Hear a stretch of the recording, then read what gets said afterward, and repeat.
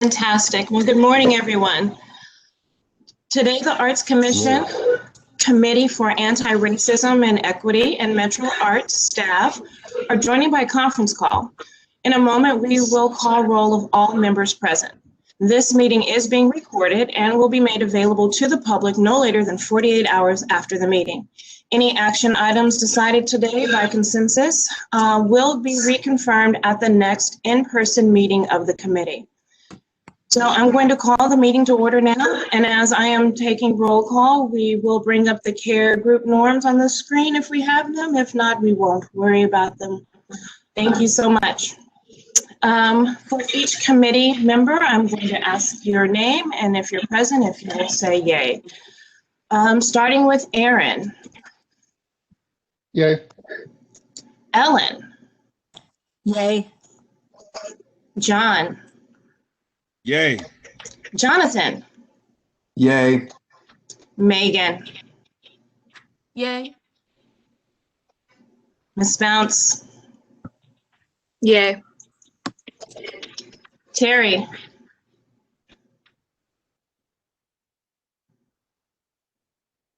Terry? Yay. Thanks. Will? Yes.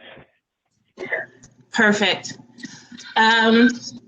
I will now call for a motion that the meeting agenda constitutes essential business of this body, and meeting electronically is necessary to protect the health, safety, and welfare of Tennesseans considering the COVID-19 outbreak, and is permitted under the governor's executive order number 71. I will need someone to propose a motion. It's Megan. I propose the motion. Fantastic. Thank you, Megan. Now I need a second. I second. This is Sarah. Perfect. Thank you so much. Now we'll do a vote. If you agree or if you disagree, please state such. Aaron? Yes. Ellen? Yes. John? Yes. Jonathan? Yes. Megan? I agree. Miss Bounce? I agree. Terry? Yes. And Will? Yes. All right. So the motion passes, and I will now pass the meeting to Terry. Thank you. And thank you for all of you who have given up of your time this morning. We appreciate it. We hope to see some very good movement and some concrete perspectives come out of this. So we've got some good things to dig into. So the agenda, as you can see, it's pretty straightforward. We're going to start with some team building with Sarah and John. They're going to, because they deserve more than 15 minutes, certainly, we're going to kind of allay the equity lens conversation into that segment with them leading the conversation. And then we will have an overview of the current strategic plan by Caroline. And then that will allay right into the 360 organizational review, which we're going to start building what that concept looks like for Metro Arts. And then we'll take a break. After that comes the working groups. We will have an hour for that. There's time at midpoint where you can swap if you're in more than one, if you would like to. Otherwise, the working groups get that hour. And then we will come back for a report out of those groups, and then we will wrap up and close. So forward. If you need to take a break, obviously, if you need to take a break anytime during that during this process, feel free to go ahead and take one, and we will just keep it there. So next up on the agenda would be our team building with Sarah and John. Ask a question, please, or a request. Yes. If you are not currently Absolutely. speaking, can we go ahead and mute? There's a little bit of a feedback, and it's making it a little hard for me to understand. Yes, thank you for that. Yes. You're welcome. Okay. Team building. Thank you, Terry, and thank you for that, Megan. Trey, can you play the video?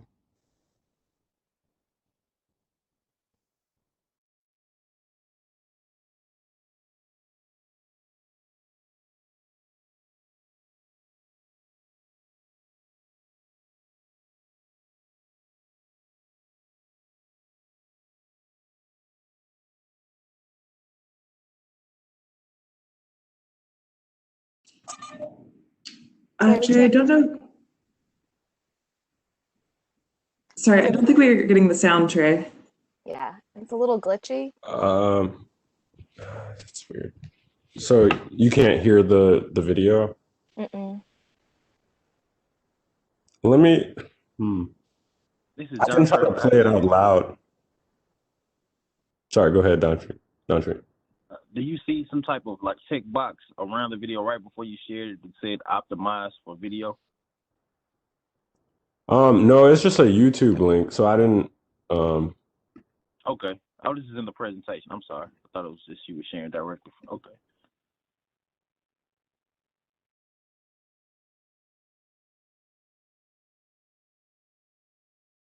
I guess I could try to play it from my computer.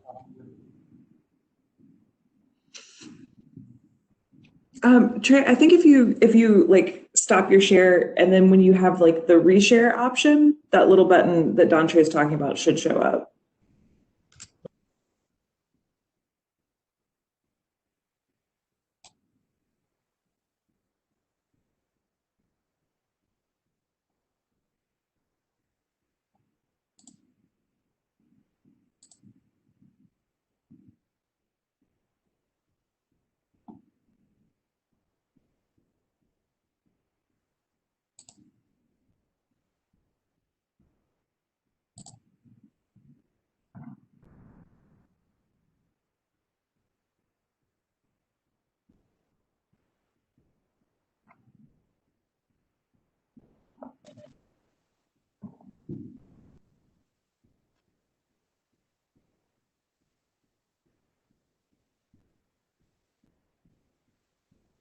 Yeah, Trey, we still You can't still hear.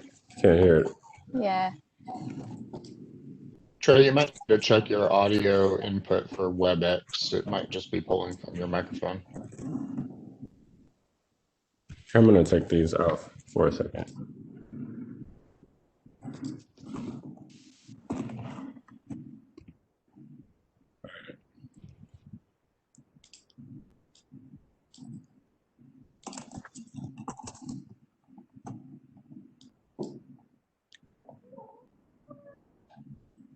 So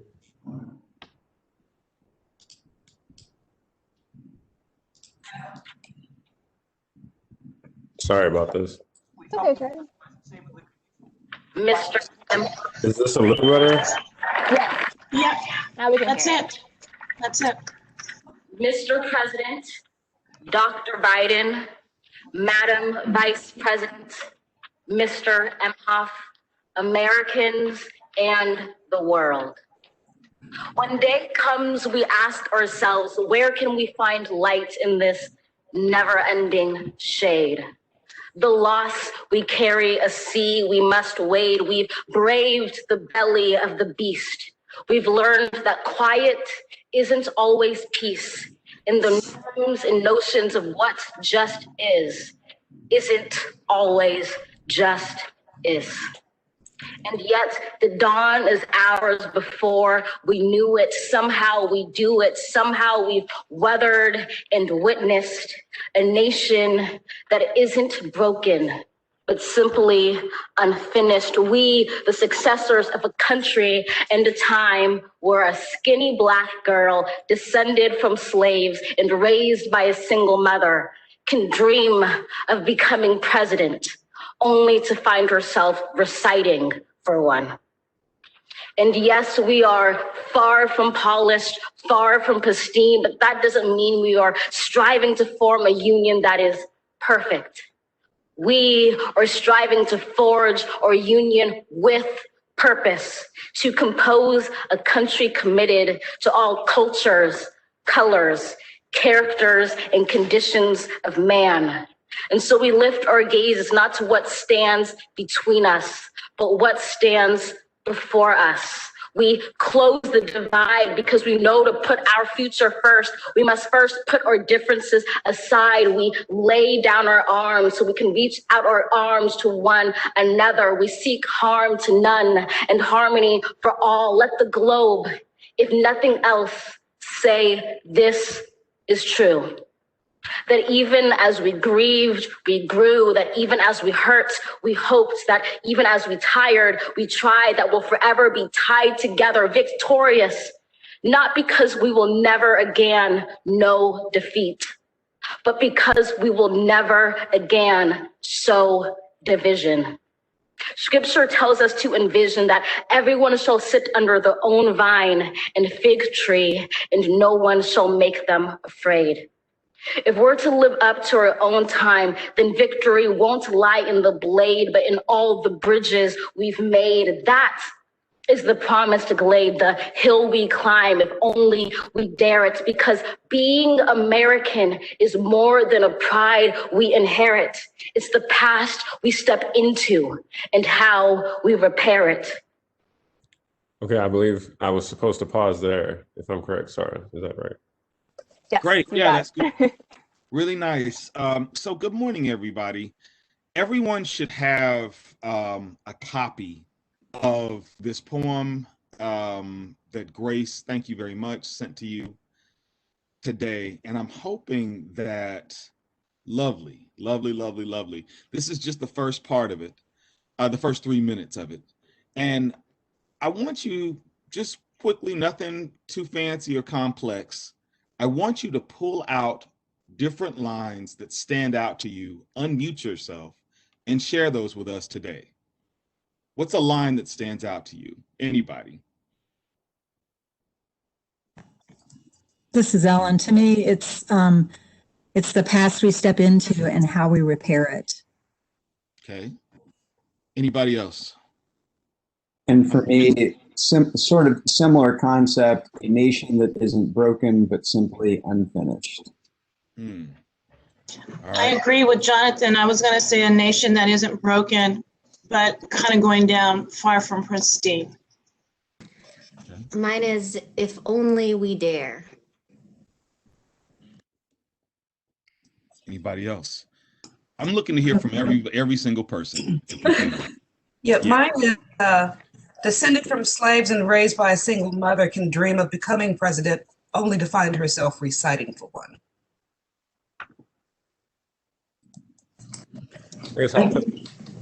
For me, it's of what justice isn't always justice. I was going to say that one too, Grace. I was going to say we've learned that quiet isn't always peace. Where can we find light in this never-ending shade? And that one sticks out to me more for what it alludes to rather than like that never-ending shade alludes to the permanence of the light. What else? Anybody else? This is Sarah. So for me, if we're to live up to our own time, then victory won't lie in the blade, but in all the bridges we've made, that is the promise to glade, the hill we climb. Yeah. Anyone else? This is Megan. I really enjoyed and so we lift our gazes not to what stands between us, but what stands before us. I'm also a really big fan of kind of that last line of being American is more than a pride we inherit. It's the past we step into and how we repair it.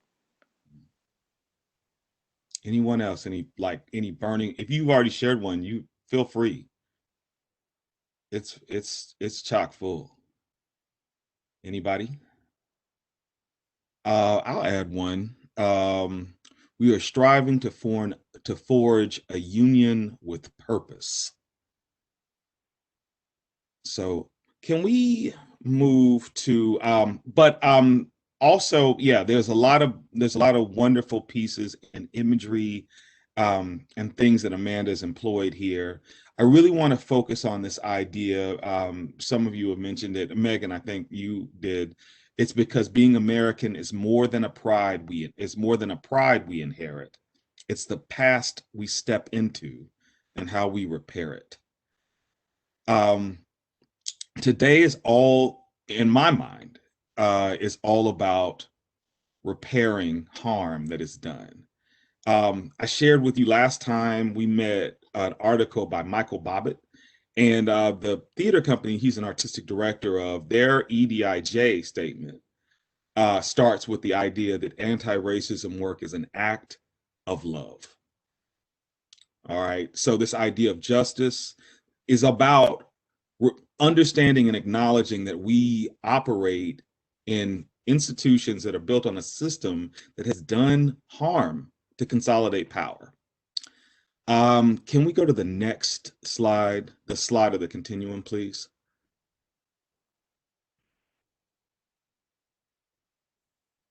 John, I didn't put the continuum in the slides. We were just trying to. That's okay. If you, I think Sarah has it. If you let her share her screen,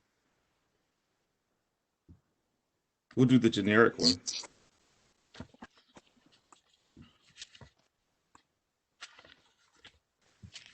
Not the Crossroads one, but the generic one. Yeah.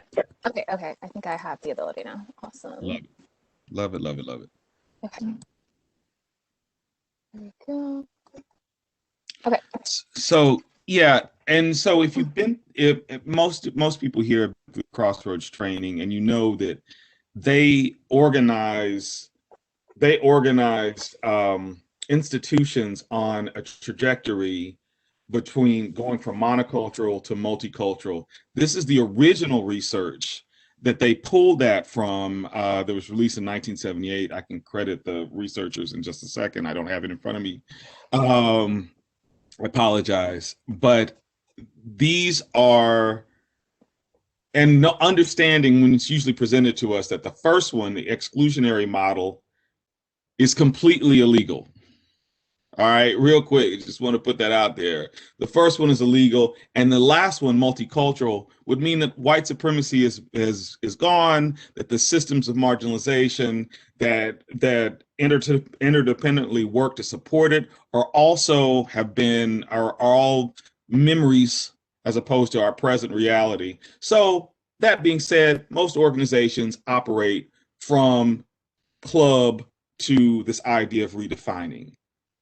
I wanted to pull this back out because this is the whole reason we're here. This continuum is about understanding where Metro Arts fits in this line and where we want it to fit on this line.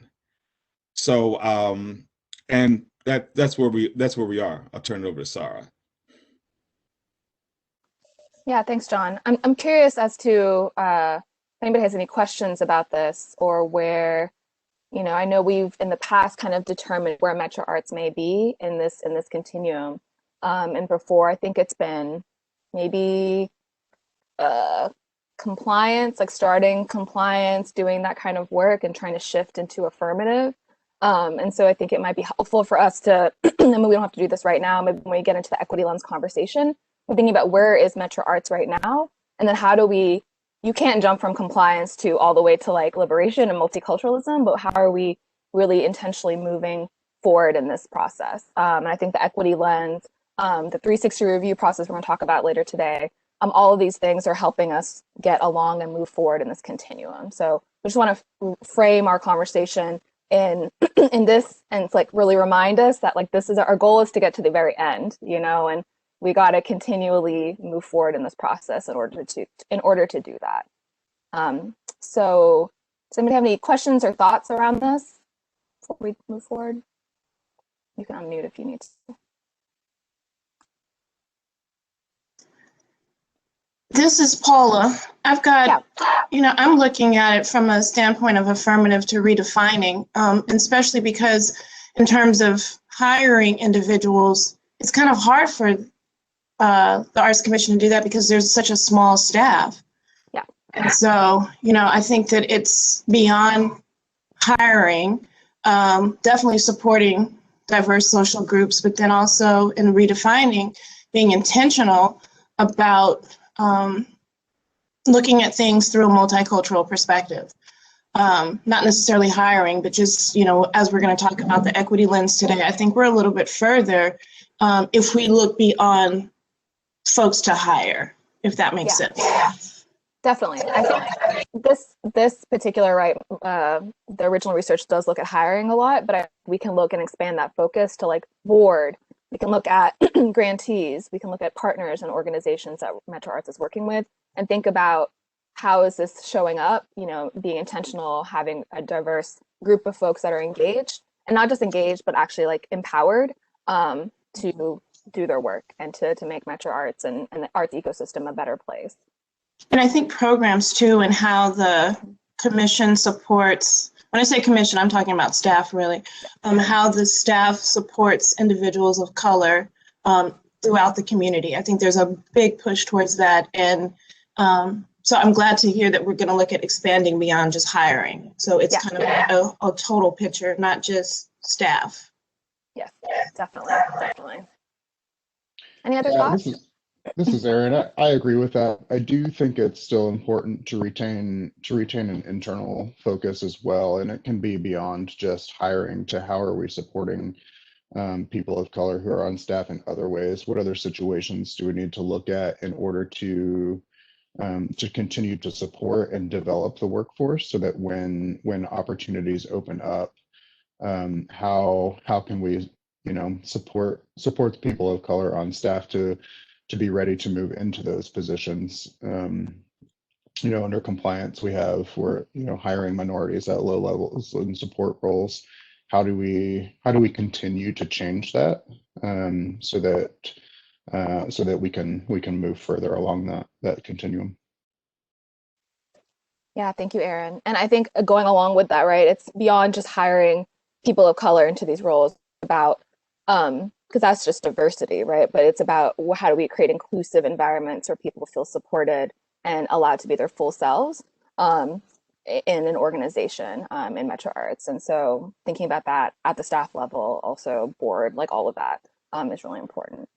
Thank you. Any other thoughts before we're going to watch the last half of Amanda's poem after this discussion? Does anybody have any thoughts? I did want to say that the original researchers are Bailey Jackson and Rita Hardiman, if you're interested in multicultural organizational development theory. Are we? Can we put this in the? Can we put this document in the shared drive? Yeah. Sure. Thank you. Sure. And if you've had the Crossroads training, they have one that they've that has been further developed by 2 members of Crossroads that is specifically organizational, looking at institutions. I did want to say that one of the reasons that we chose the Gorman piece is because it's primarily aspirational, and so that's we're going to continue aspiring. Can we play the rep?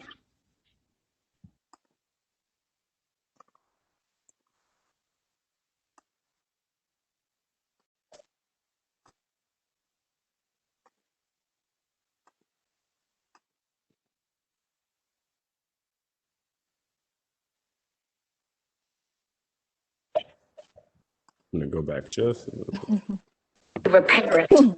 We've seen a force that would shatter our nation rather than share it, would destroy our country if it meant delaying democracy. And this effort very nearly succeeded. But while democracy can be periodically delayed, it can never be permanently defeated.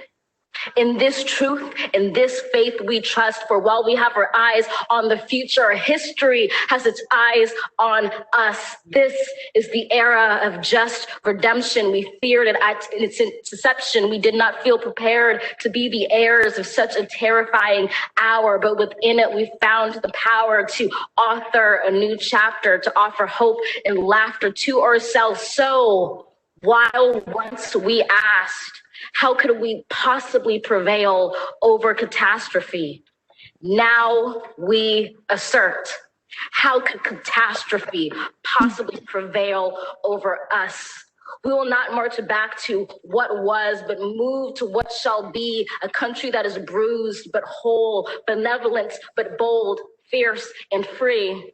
We will not be turned around or interrupted by intimidation, because we know our inaction and inertia will be the inheritance of the next generation. Our blunders become their burdens. But one thing is certain: if we merge mercy with might and might with right, then love becomes our legacy and change our children's birthright.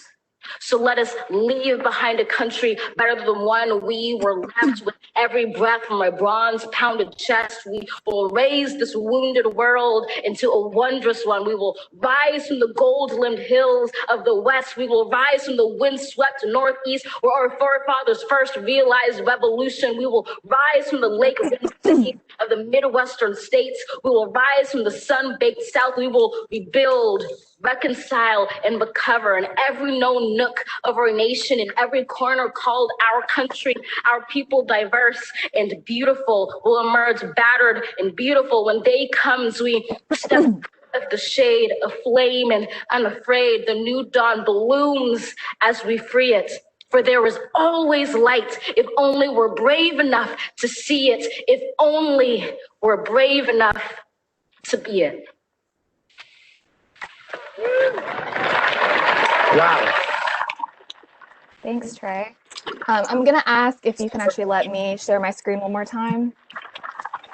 Most of us will remember we only heard you. Awesome, thank you. So yeah, I know most of us have seen that video and heard that poem, but we really wanted to, allow all of us to kind of step into the words of Amanda Gorman's poem, and I would love to hear what you all really take away in terms of this latter half of her poem, and how, yeah. So I'd love to hear kind of just from the text, what stands out to you, what lines. Feel free to unmute.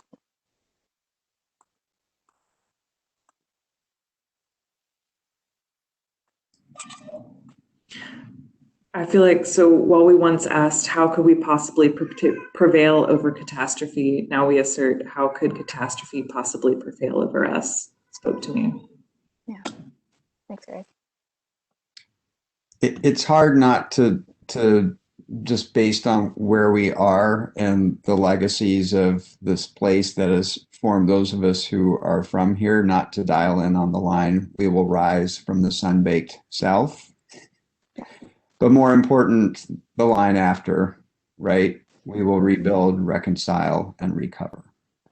Yeah, thank you, Jonathan. Who else? And I liked, we will not march back to what was, but move to what shall be, a country that is bruised but whole, benevolent but bold, fierce and free. Thank you, Ellen. And the line that's sticking out that seems like to sum up like so much of restorative practices for me: if we merge mercy with might and might with right, then love becomes our legacy and change our children's birthright. Yeah. Thank you, Janine. Anyone else? For me, it's the very end. For there is always light, if only we are brave enough to see it, if only we're brave enough to be it. Yeah. Thank you, Terry. For me, it's history has its eyes on us. Yeah. Yeah. All right. Wow. Yeah, there's so many amazing lines in this poem, and everything that you all spoke on and touched on, I think is something we can take away with us. In particular, the I'm trying to find, if we merge mercy with might and might with right, then love becomes our legacy and change our children's birthright. And I'm kind of remembering what John said earlier about anti-racism is love in action, right? Like that is an act of love for our community, for our organizations, for like what we're trying to create.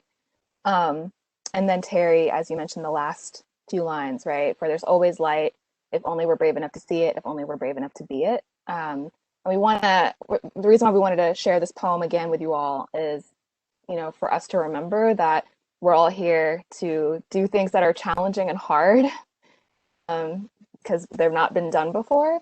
And we just kind of really have to push through and be brave. And remember that because, and if we do that, we can actually really make profound impacts in our communities in a really powerful way. So yeah, we just wanted to start our day off with that poem and thinking about what does love in action actually mean? What does justice in action actually mean? And it's about transforming how we operate in our relationships, but also how we engage in our organization. And so that includes thinking about an equity lens and the other work that we talked about, that we're going to be talking about more today. So does anybody have any other thoughts? Or John, I want to, do you have any thoughts before we move forward? No, just to highlight what you said, and also this idea, we did not feel prepared to be the heirs of such a terrifying hour. Yeah. But here we are, and the work's in front of us. So why not? Mm-hmm. Yeah. I don't know. Yeah, exactly. Yeah, and I just want to, I know there's so many lines in this poem where I'm like, this is what we're doing. We will rebuild, reconcile, and recover. Like that is the work of anti-racism. Yep. This is what we're trying to do. So remembering that as kind of our grounding, that it's hard, but we're equipped and we're capable, and we have to do it. So yeah. All right. Well, with that, I'm going to turn it over to whoever's next with our equity lens discussion. Oh, okay. I thought that was going to be allayed from, well, so I guess this is the allay. All right, so in your, no, it's okay. In your materials, you have the set of questions that was pulled from the Maryland Association of Boards of Education. This was, a friend of mine sent this to me for another group, and we looked at this as separate conversations. We've looked at this and thought this would be a good starting place for Metro Arts to begin to consider what kind of lens, or how do they cultivate the lens that is actually becomes a tool to be used to view every conversation through. And so this set of questions just comes from that particular group. It's not meant to be adopted straight out. It's meant to be discussed and cultivated to how it might apply to Metro Arts. But the end goal is to how these are cultivated becomes a tool that Metro Arts uses every meeting, whether it's recited during the meeting or just reviewed during the meeting or before a meeting. But this is these questions become a lens that Metro Arts uses to view the work that they're about to embark on at whatever point that happens. So if you haven't had a chance to look at these, let's take a few minutes to just kind of browse through them. And then we can discuss each one and how we see it show up for Metro Arts.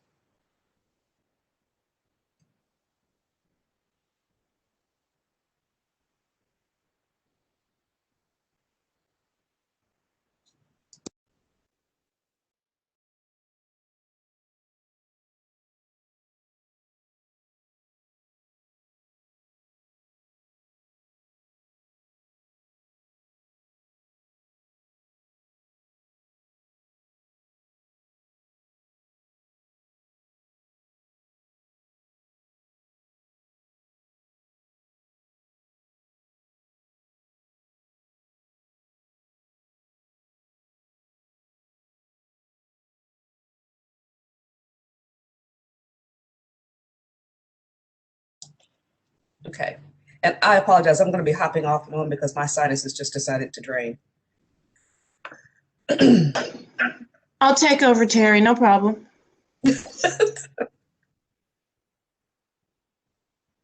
And then when you come back, you can take over. Okay. So let's start by just answering from where we are today, or where we see ourselves today organizationally. Answer these questions based on current. So who are the underrepresented groups affected by this policy, program, practice, decision, or action? What are the potential impacts on these groups? So in our framework, who are we considering represent? And I would also like to add, is that the right term to be applied to any group that we consider a focus of what we do?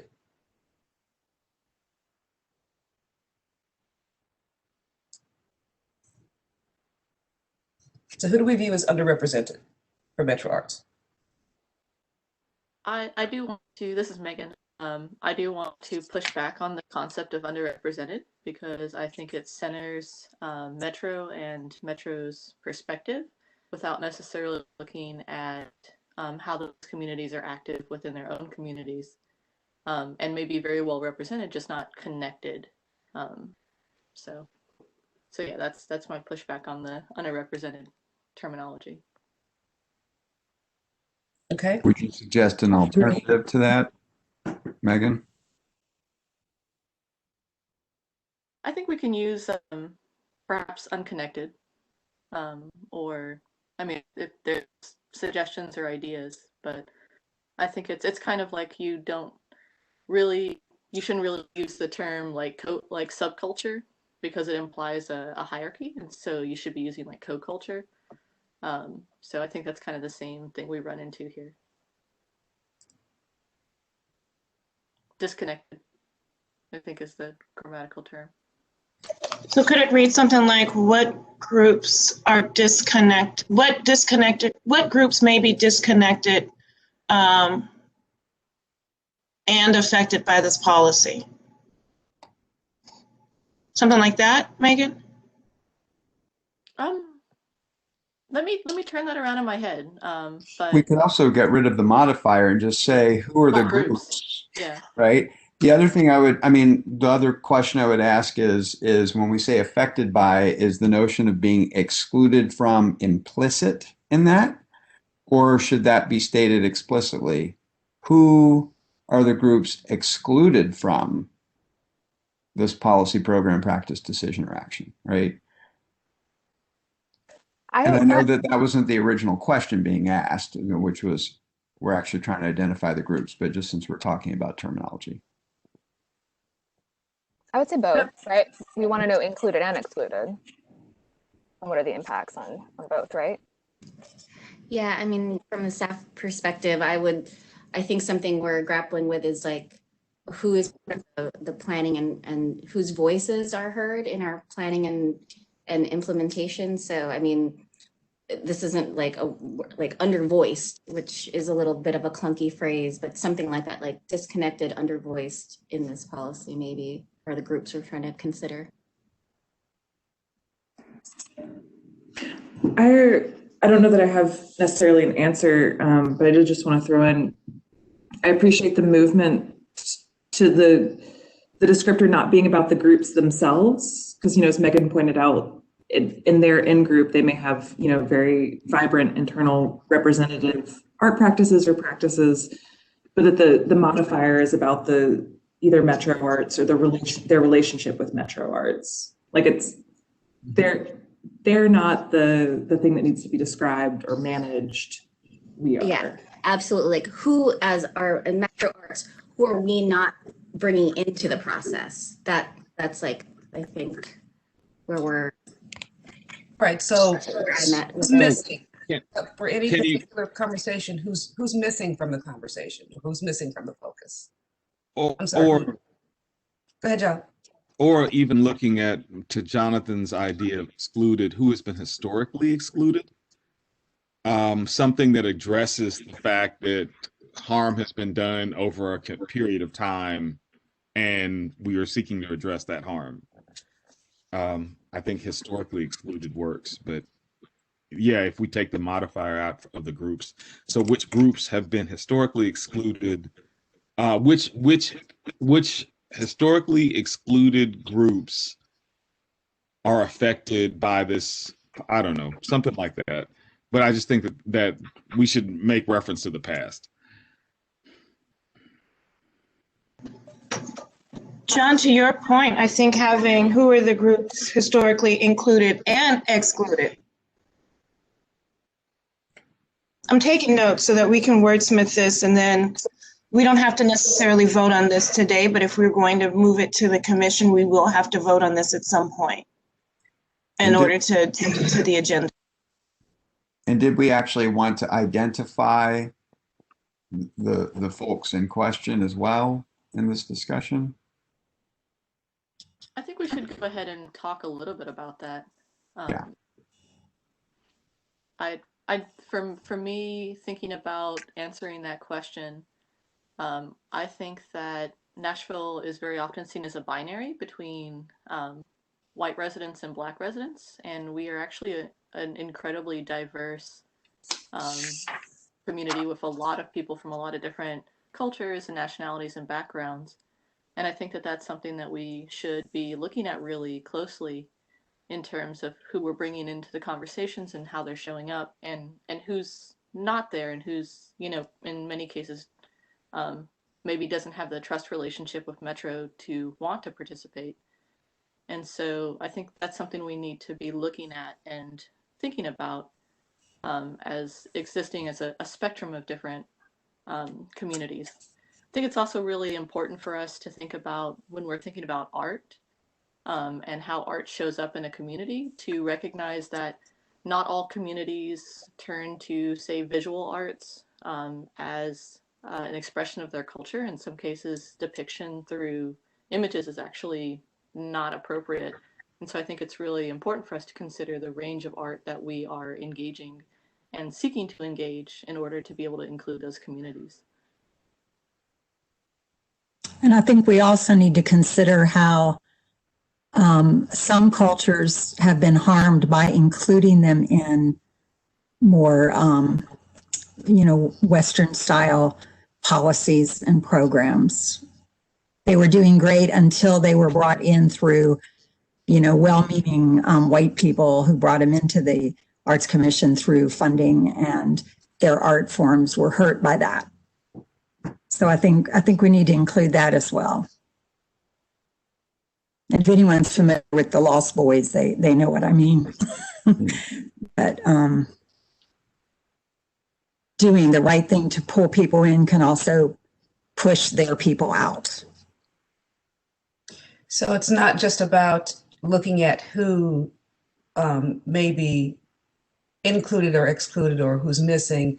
It's, are we paying attention to their desire to be included and how they would or would not want to be included?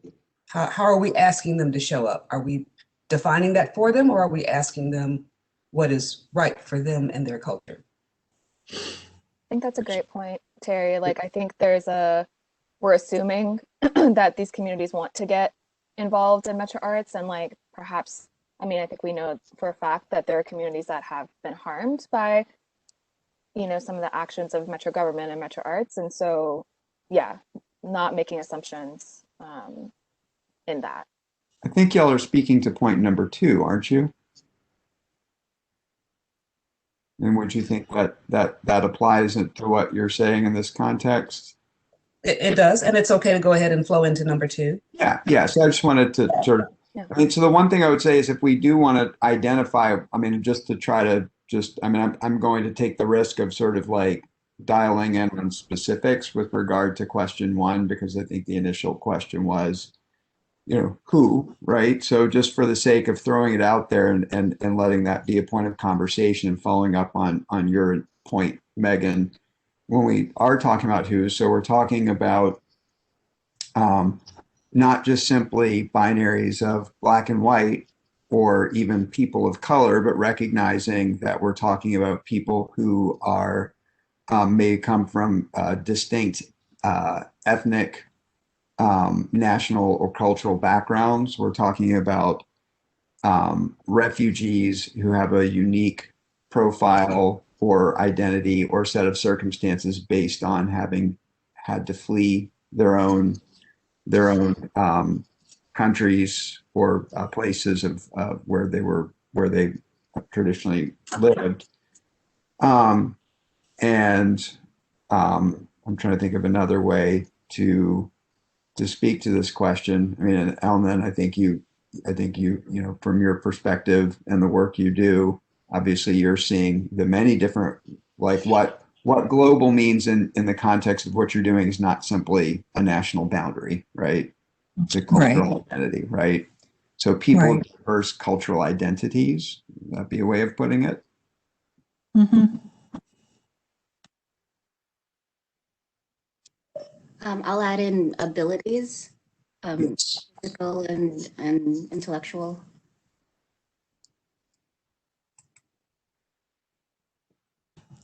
And I think within each group, there's differences by economic level, by education level, by skin color, by North or South.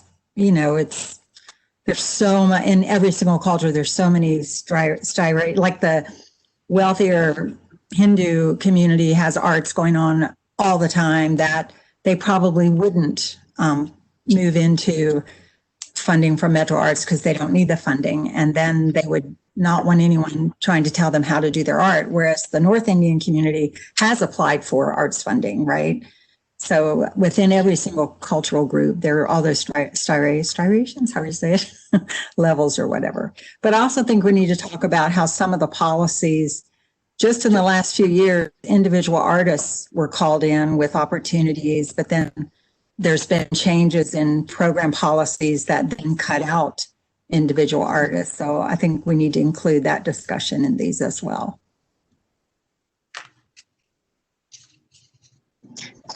Ellen, how would you frame that question then for an equity lens? Which one? About the different cultural groups? I think it's all part of having the people, like we have, like even on our C.A.R.E team, we could have so much more diversity and voice. But I think including just reaching out into communities and pulling people in, because I can't tell you how many international people I know that are shocked that they're called people of color in America because they're white. And then how many Latinas down in the back are appalled that white Latinas are called people of color and put in the same boat as them. So, I mean, I think Metro Arts has to reach out and actually get to know these communities and not always go to the go-to people that they think are spokespeople for those communities. But Nashville is so diverse. There's so many communities. I mean, even just in the Sudanese community, we had 3 different groups in residence for years until they were able to branch out on their own. One was the Lost Boys of Sudan, one was the Christian Sudanese, and one was Muslim Sudanese. So that's just one little community, right? So I just think, I mean, there's no way to put it all in words. I just think we need to do a better job of just making relationships with the communities and getting to know them before we, try to tell them, oh, well, we can help you do this or whatever. Yeah, and jumping ahead to question 3 on this lens, I had the same thoughts, Ellen, which is when we talk about intentionally involving stakeholders, who's missing from this conversation right now? Who's missing from this body? Yeah, and I was gonna add, oh, sorry.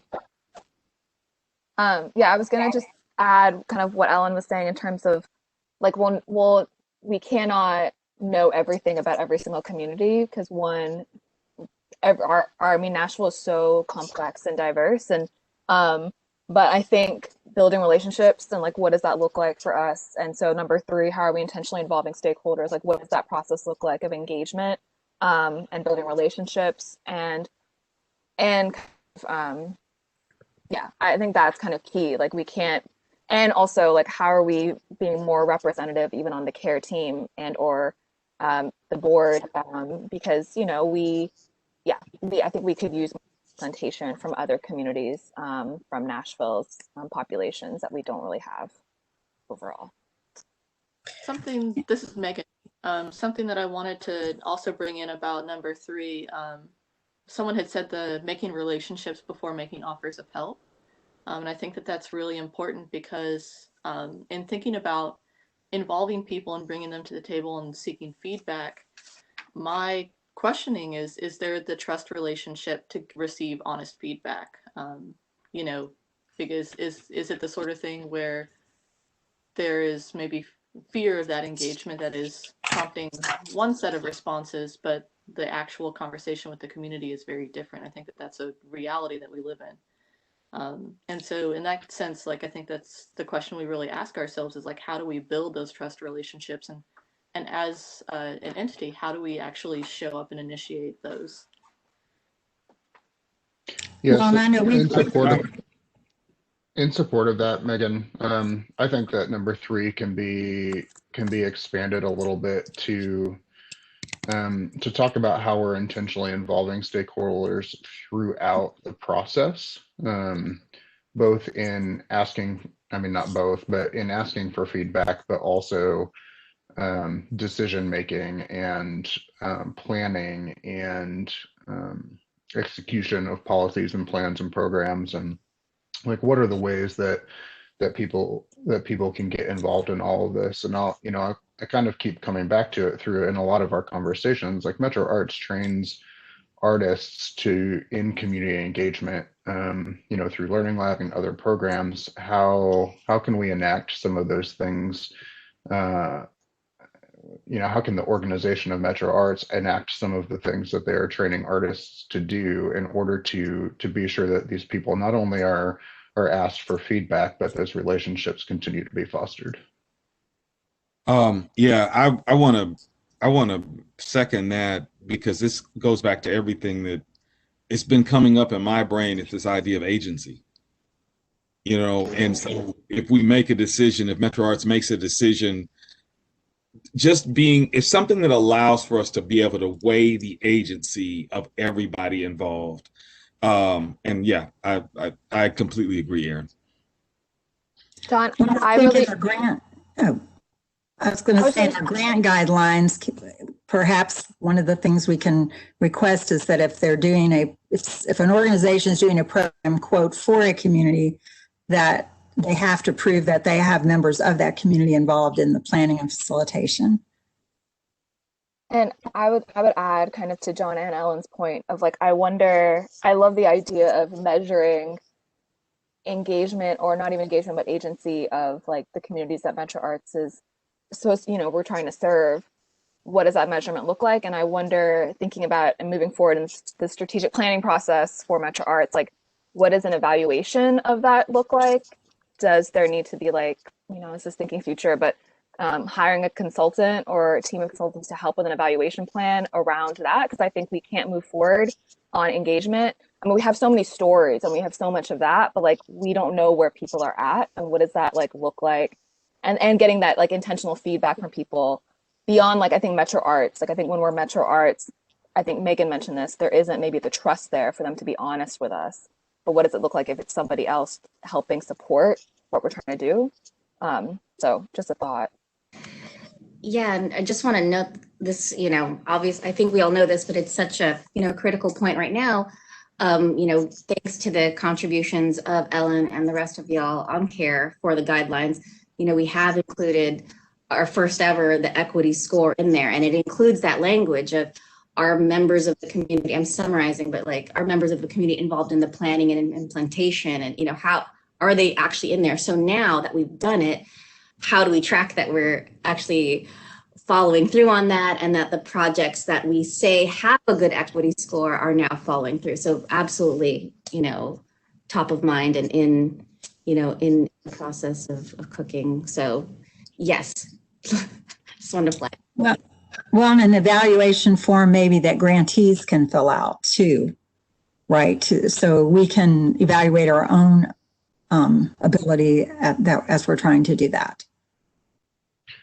I would also like to encourage us to point this question inward as well, especially when it comes to fostering relationships with staff and between staff.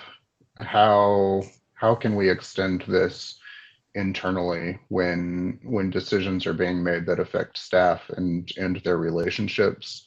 How can we involve staff in all of those conversations and those decisions and actions? Not just as maybe not just as giving feedback, but also actively participating in decision making somehow. I really like that, Aaron. I also think that we can begin to look at this too within the context of C.A.R.E. I know there's been conversations before about kind of bringing people into CARE and what that process looks like and what that kind of cultivation of leadership and opportunity for leadership can look like. And I think that that's a really important thing for us to visit for long-term sustainability, as well as just kind of directly looking at this question and thinking about how we're showing up. I would like to pause and close to thank you all. This is beautiful, beautiful conversation. We're pushing our time, so I want to make sure that we don't get too far off.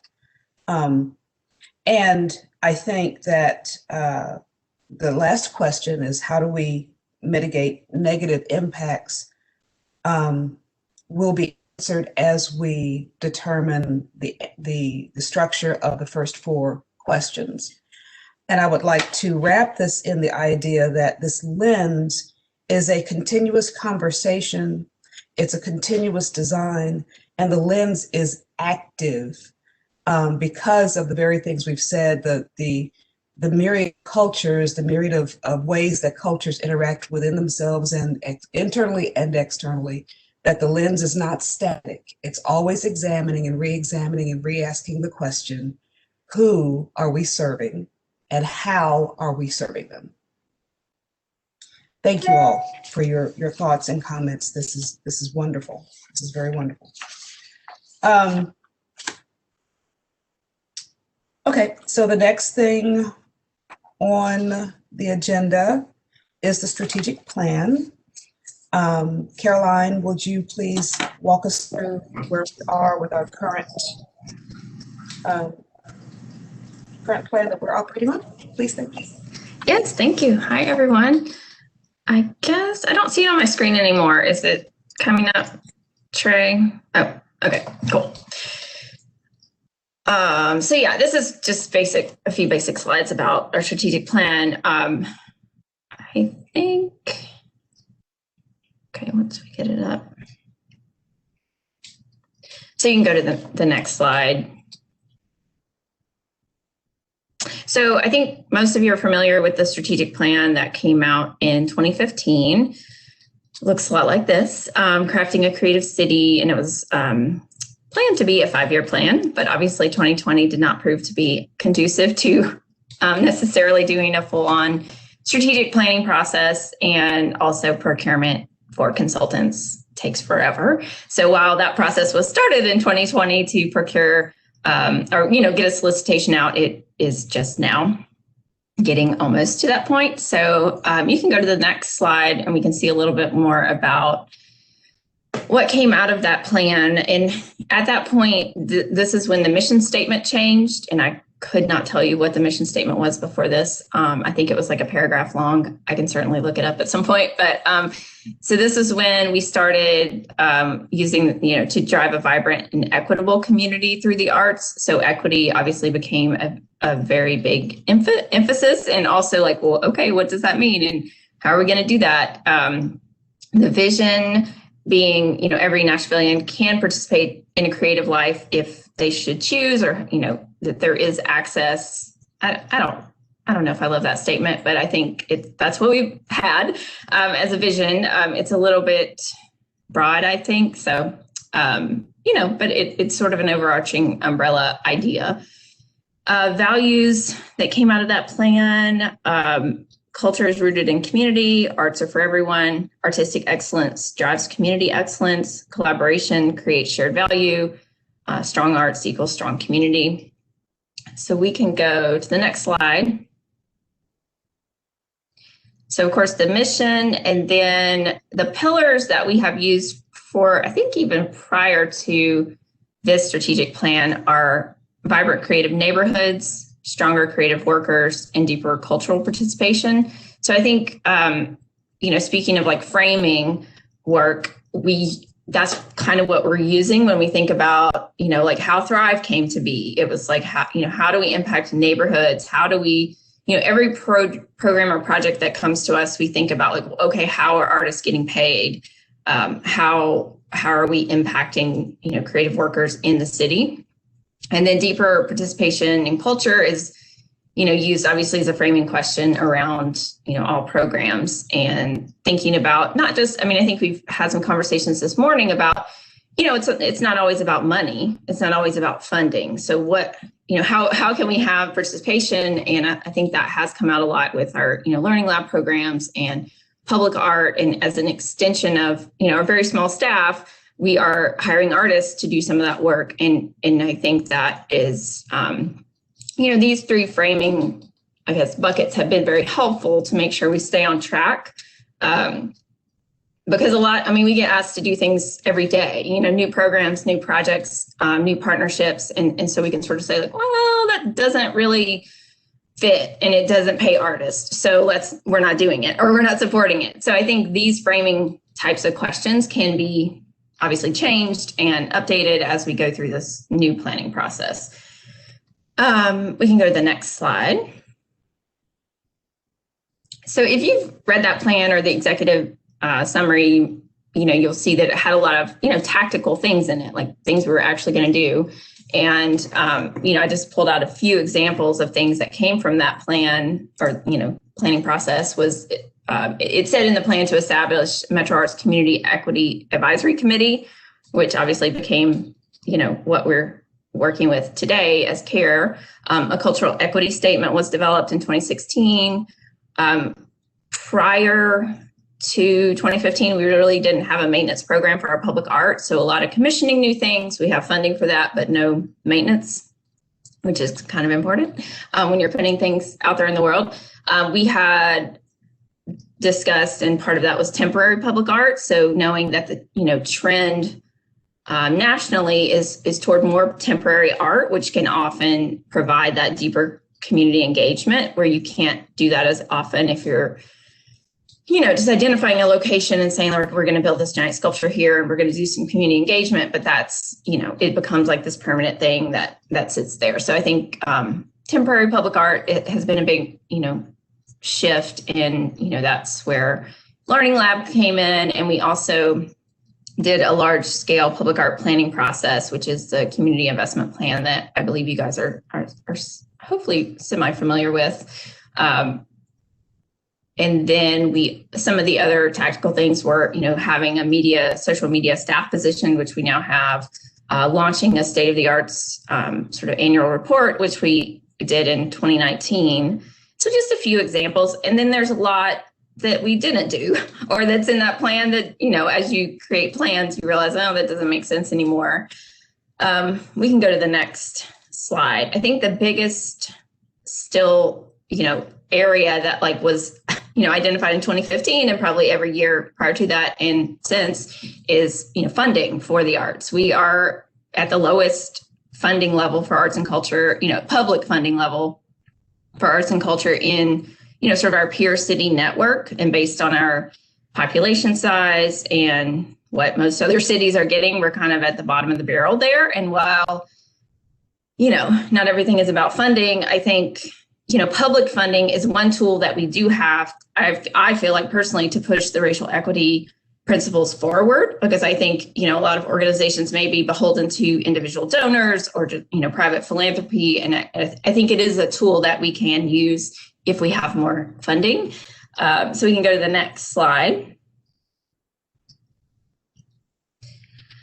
And that's something that we've talked a lot about over the last couple of years and for forward to is just, what are some approaches to that? So dedicated funding has been talked about, obviously, in lots of different settings. But these are just some ideas and, just thinking about ways we could do that. So I think we can go to the next slide and just talk about the upcoming planning process. So right now where we are is trying to get a solicitation out through Metro Procurement, which is, it takes some time. And then hopefully hiring a consultant team that has experience in local arts agencies in, sort of funding scenarios, a team that can sort of look nationally and see, how do we benchmark? I think expertise in equity, racial equity, DEI work. We have not, other than Crossroads, really worked with a consultant in that space. So I'm hopeful that we can hire a team that has all of these levels of expertise. And then sort of how we've imagined it at the staff level and the board, there's a committee sort of focused on strategic planning that I'm working with on this, is just thinking about, let's look at all the programs, equity alignment, operational needs. I mean, I think we are at a bit of a breaking point with the current staff that we have and the programs and the work that we're doing. So I just want to make sure with this process, we're looking at operational needs and being really clear about, we really can't add anything else if we don't have more people, or we have to take things away, scanning our cross-sector partners and opportunities, and that might be external, that might be internal to Metro. And I think formalizing our equity goals into these documents, whatever they turn out to be, and that would be obviously working closely with this committee and consultants, hopefully. I mean, I think that is a goal, is to have some of those third-party neutral folks who can, have some of those conversations that we can't have as staff, or we might not, as coming into a room as Metro Arts, be able to get, answers or feedback that we might want to get. I think also looking broader at the arts sector and community needs. I think the idea of, what are the space needs, the cultural facility needs. Obviously, 2020 has changed a lot of those conversations, but we don't, I've heard for years and years, we need more theater space, or we need more artist studio space. Obviously, we need affordable housing for artists. And then artists, I've never seen or had data around just like, how many artists live in Nashville? What are the actual needs? And we're doing that in neighborhood specific ways, like a project we're doing in Madison and other neighborhoods where we've done really deep work. We've started to understand what the landscape is, but I think maybe a consultant could help us design something that's, a little bit broader and understanding.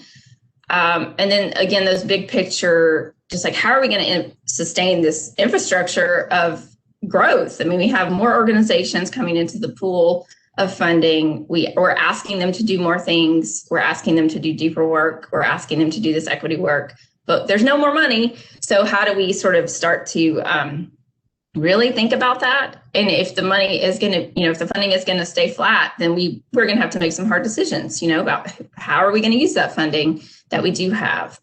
And then I think a really big question I have is, sort of solidifying the vision, identity, and the value of the arts and culture in Nashville. I think we've all lived through sort of the new Nashville way, and I think we're often in the shadow of the music industry and sort of what that means and what is exported within that sort of lens. But I think we could drive a conversation around that of like, how do we value this, or do we value this, and what does that look like?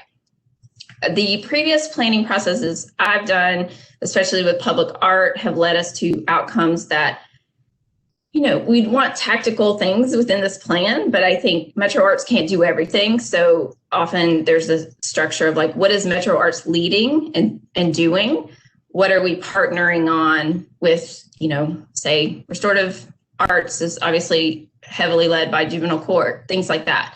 And what can we seed and catalyze, but not forever be responsible for? So I think that's kind of the design as we move into this. However, we're obviously hiring consultants and experts in the field who may say, like, actually, you probably don't even need to do that because we have that data here, or we can pull it from here, or, benchmarking, looking at other cities and saying, like, here's some innovative ideas you might think about. So that's kind of where we are right now. The solicitation is supposed to go out in the world in a few weeks, and hopefully we would have a consultant team on board, I hope, by the summer time, just given contracting and things like that. And then we would start sort of that, stakeholder input process, interviews, focus groups, that kind of thing, at the beginning of that process. And of course, like I said, I mean, this is sort of a structure, but we designed this process with the consultants. So I think that could also be through conversations with this committee, with the other board committees, and staff. So it's not set in stone. This is just sort of like the scope of services. And then obviously things change as you get into it.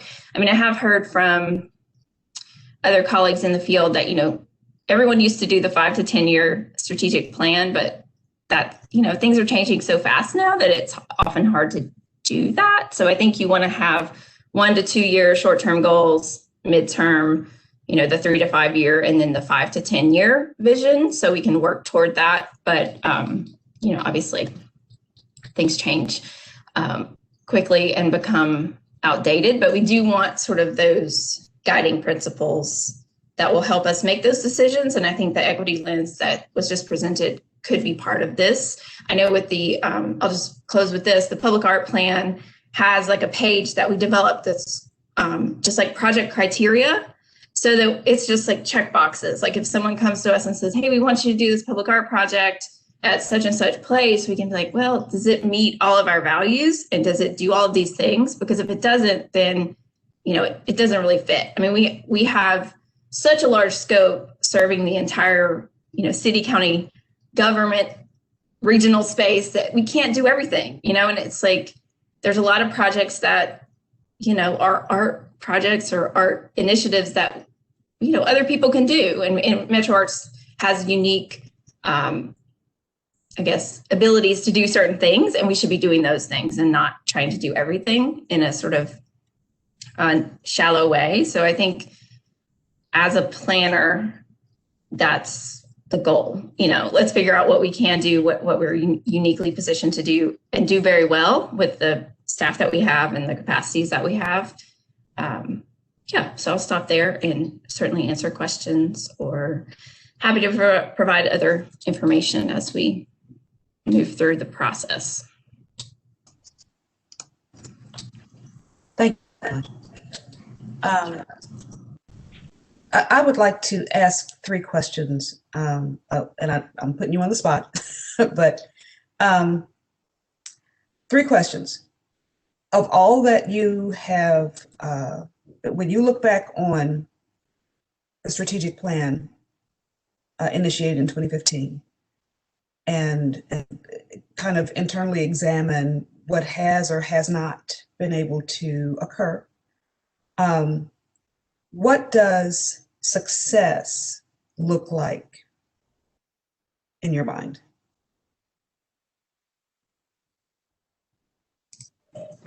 Oh, that's a good question. I think success to me for a planning process looks like a simplified version of where we're trying to go, our North Star, so that anything we're doing, staff can sort of be like, oh, does it fit this bucket, that bucket, this bucket? If it doesn't, this doesn't make sense. Or I just feel like the previous strategic plan, there's a lot of words, there's a lot of stuff. There's like the neighborhoods, this, that, there's the values and the mission statement and all the things. And it all sounds really good. And I think we have utilized it in certain ways, but I think a simplified North Star, here's what we want to do in the next 5 years. And if it doesn't fit these, 3 or 4 sort of visionary goals, then we need to let that go. I feel like for a planning process, that's the goal I have, and sort of the success of a plan, and that anyone involved in Metro Arts, from staff level to volunteer to board member, can understand it, and we can all be working toward the same path. I think secondly, the equity piece. I mean, I think we've talked around equity in all of these documents. We've done this really deep work that you guys are doing, but it's not codified anywhere beyond our cultural equity statement and now the C.A.R.E guidelines that you guys developed. So it needs to be formalized. So I think that's, number 2. And then I think number 3 is, I think that stakeholder, sort of that focus group interviews, finding out. I mean, we've talked a lot about that too. And I think we've done that in fits and starts, but not in a deep way. So I think Metro Arts being able to ask our community what it needs in a very deep way, and also, building those relationships, that's part of it. I mean, I think a plan is a plan, but the planning process is really where it's valuable. So I think that's kind of the vision I see. It's like that planning process can encompass kind of some of the things you guys are talking about this morning and help us understand a better, like that 360 of like where are we in this space and where do we need to go? Where do we need to focus? Okay, thank you. That was actually all 3 questions. Okay. That was awesome. Can I just throw in one additional thought, just reflecting on what you said?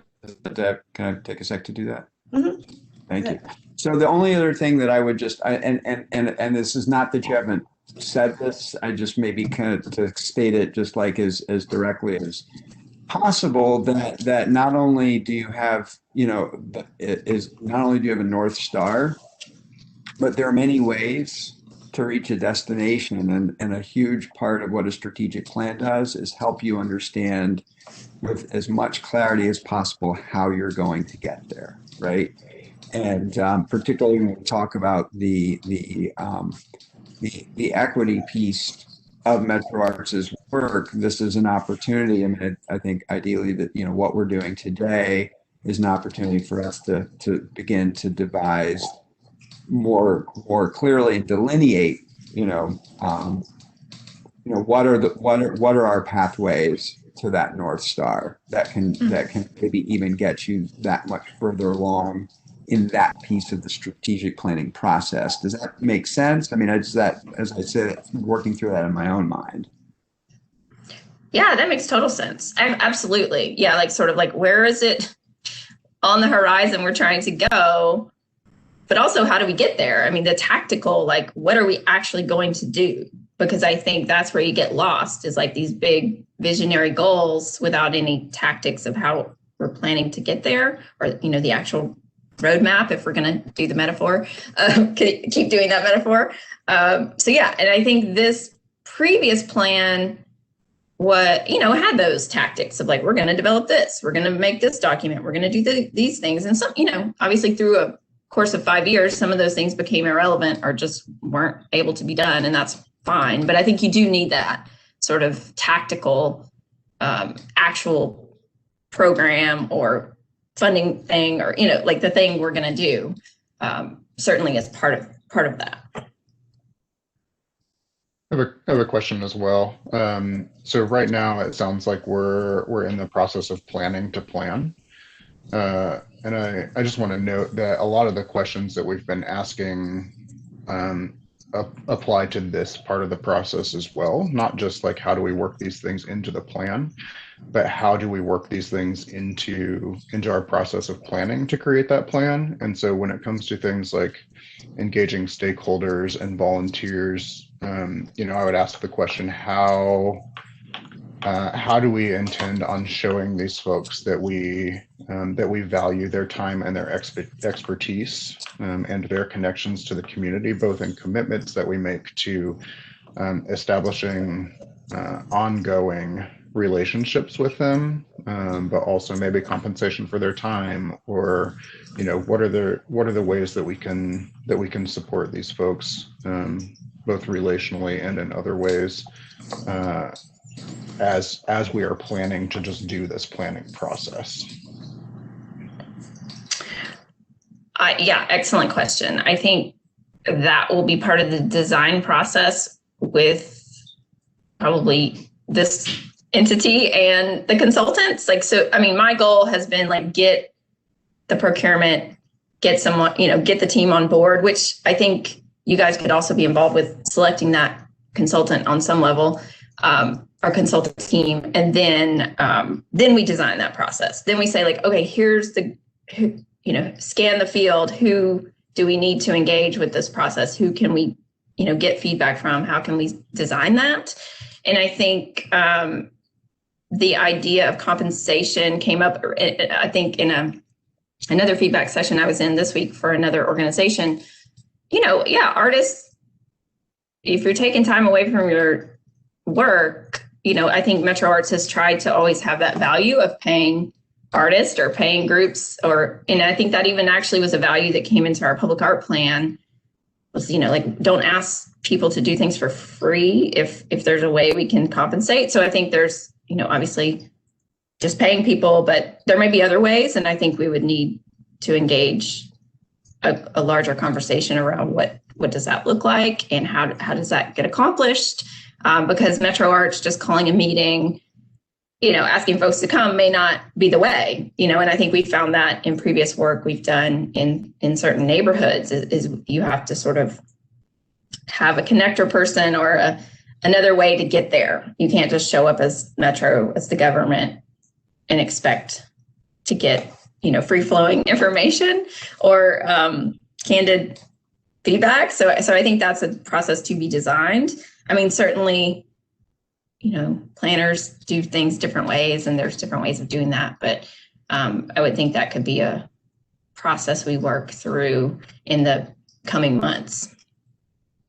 I think it's also important to recognize that the cultural work of engaging and planning and providing feedback is also, that is work, it's creative labor, and it is a person from a community showing up for that community. So I think if we're thinking about what engagement looks like, we do need to take that into effect, especially when we're dealing with communities of color. That's especially navigating potentially really challenging conversations. It's labor. Mm-hmm.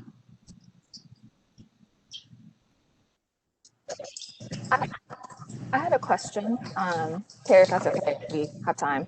No, go ahead. Yeah, Caroline, I was just curious about the consultants that are going to be hired for this process. I know you said that we might be able to get involved in kind of looking at that process or any of that, but I'm just curious as to, I know with Metro procurement, right, it's often are the services that are being provided, the cost is the lowest. But are you all trying to intentionally get somebody or consultants that have an equity focus or have that knowledge and that expertise? Because I know that obviously that's part of what Metro Arts is trying to achieve, but I'm just curious, is that part of your process in trying to select a consultant or consultants? Yes, definitely. So that's part of I forget what they call it, but I had written sort of the scope of services and qualifications required, and that was one of, our multiple points. And so they're taking well, actually not just me, but the whole staff input into that and board into that document and sort of translating it into the procurement solicitation, which gets weird. And then they have diversity goals and a whole team that looks at that, but it's in a different sort of lens. So it has to do with percentages and sort of of this contract, what percentage has to go to a minority woman-owned business, that kind of stuff. So I'm trying to figure that out right now, and I think we've gotten there. But it certainly is a requirement for the expertise on the team to that be part of their qualifications, and beyond just diversity, but to have experience with that, and also just ability to engage multiple communities with differing abilities and different languages. And if they don't have folks who can speak different languages, then how are they going to engage communities who English is not their first language? So those things are written into it. And of course, then comes reality of what you get, you have to kind of recruit people to apply to this. And then it is lowest bid, all that stuff. So we kind of have to maneuver through the realities of Metro procurement and hope we get, I think we will, but I mean, you've been through it, so you know how it goes, but yeah, certainly a goal. Cool, thank you. Thank you all. I do have to call time on because we've got just a few minutes before our break. And so I want to point out that this is the very reason why the equity lens is so very important. And I know that's something that we will continue to look at and cultivate and codify that so it can be presented to the board as a tool to be used. Art team meets occasionally, and we met recently, and we talked about the February 3rd meeting. I know that's been a question. We kind of agreed that we don't want to lose momentum. And so February 3rd, we want to go ahead and make sure that that occurs, and that will be an overflow of this conversation here. I would like to propose that in that meeting, the equity lens is further discussed and hopefully finalized, that we again talk about the strategic planning process, and that we will be able to dig into the 360 organizational review, which is on our agenda. We're not going to have time for it, but before we take a break, what I would like to do is for the 360 review, I'd like to just brainstorm around what that, just off the top of our heads, what does that look like? What should it contain? So that we have some launch points for the next time we talk about it. Just a round robin of ideas.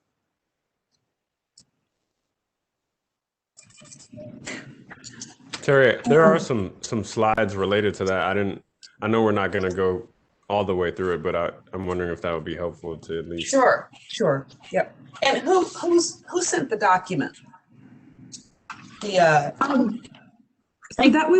was a combination of, Paula shared some really great resources that we kind of modified, but I will jump in and say, kind of through our planning discussions of this, I think like the 360 review was discussed, and I think it was sort of a seed, but we definitely sort of discussed how that's more kind of employee focused. It's, it has implications of, what was the words, kind of performance review. Yes, thank you so much, Paula. Whereas, maybe that idea of having that 360 perspective is useful, sort of transitioning to more of an organizational assessment, as opposed to sticking with just that model might be really useful. So I think that's where some of these structures and containers for this discussion sort of developed further beyond just that purely 360 structure. Okay. Others? One thought I had as I was looking through the document was it seemed to be very focused specifically on workflow and kind of efficiency gains for that maybe, or at least that's kind of what I gleaned from it. And I'm wondering if there's room for to expand that beyond just workflow and to look maybe at relationship development or something a little bit outside of just workflow to something maybe a little more interpersonal as well. Second that, because I think especially as we're looking at breaking outside of white supremacist structures in terms of thinking of how things should go, I think we should really look at that kind of qualitative aspect, and that and also and not just the reverse. So I like that. Third that. I would say, and I think I would actually fourth that. I certainly think that this is, instead of being sort of like a framework, this is more like clay that can be like the equity lens, molded to whatever this body needs it to be. I know for me, part of the perspective that I was bringing to it was kind of thinking, okay, I know for my own personal thought pattern, it is so easy for me to go big picture, overwhelming, like let's gather all the things that need to be done and look at them. And I think at various points we've all kind of expressed like, yes, we would like to be in that ideal space, but okay, we have this, or we have this capacity, or we have these resources to take this next baby step and keep progress moving forward. So I think that's what I was bringing to this idea of like, okay, we can, like, how are we moving in a way that's sustainable for everybody's capacity and making sure that we're adding in all the parts of taking a step, as opposed to just, and again, this is personal, just taking the step and being like, oh, wait, I should have added in this and this, and if that makes sense. But yes, definitely clay to be sort of whatever works best for this body's process and making sure that we include everything that's needed. Okay. Others? One more minute. I think this is like underlying all of this, but I just wanted to like bring this out that, you know, this is, you know, what we're seeking is a truthful understanding of where we're at, right? So that we can know where we're starting and then, you know, do the work of the strategic plan, you know, the visioning and the strategic planning process. Like, but I just want to highlight, you know, that it is like that like making sure that the accounts of, you know, individuals, and I know this is there, but I just want to state it, you know, that those are all like, you know, taken as like, okay, this is like a truth that is being shared, and how do we not diminish that? And how do we just add that to the, you know, the overall clarity of this, which is what that 360 review is. Like, how do we get like as many perspectives and all sides included? How do we come to that understanding? So, you know, yeah, and I'll leave it at that. You know, like we do need that clarity and truth, so that we can begin the work of the strategic plan that will hopefully result in, you know, structural change and not just, you know, like, you know, a product, right? Okay, thank you. I'm going to jump in real quick before, Terry, you call time. And this is probably an agenda item for the 3rd, but my question for the committee is, how do we do it? I mean, we've got great ideas. We can figure, I mean, but we know kind of what our outcome looks like, but what is, thank you, Trey. How are we doing this? Okay. Thank you. Thank you all. All right. So we have a 10-minute break. Plan is take the break and take the full 10 as you need to. But when we come back at 10:45, we need to go ahead and start the working groups. So Grace, the plan is we log out of WebEx, we log into the Zoom session, we go to our initial groups, 30 minutes, we swap if we would so choose. And at 11:45, we exit the Zoom groups and we come back into the WebEx session. Correct? Okay, cool. So yes, go ahead. If I could just add one little technical thing, I don't believe that y'all can switch groups by yourself. So if at the marker there'll be a little announcement. If you want to switch, you can return to the main room, and then I'll be there, and you can let me know where you'd like to be assigned. This is also just an official reminder for our commissioners. I will be recording this when we go into the Zoom. If you guys could just make sure just have your cameras off and stay muted until you are separated. We want to make sure that we are following to a T the restrictions. But if you guys don't mind doing that, then we should be totally fine. Okay. Thank you all. So Grace, Will and I need to keep our cameras off? If while you're in the main room, if you could just keep your cameras off and stay muted, once you're in a working group in isolation from each other, you're more than welcome to interact. So if you need to communicate with Grace, you need to chat it so that she knows what you're getting. Right? You hear me? Yes. Oh, wait. I said if they need to communicate with you, they just need to chat it so that you know what they need. Yes. Okay. All right. We'll see everybody back at in your respective groups at 10:35 or something close to that. Thank you.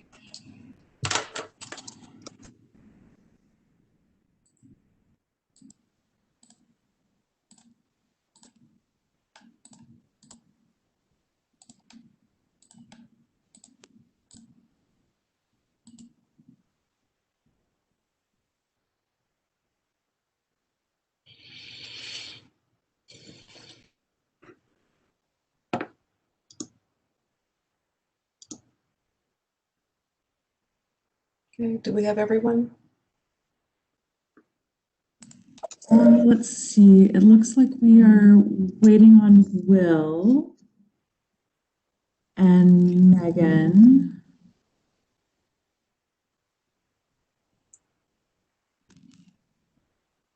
If I am missing people, let me know.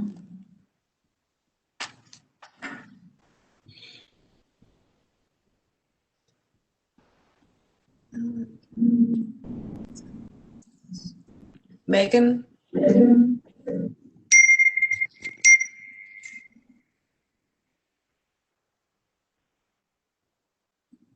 There is Megan.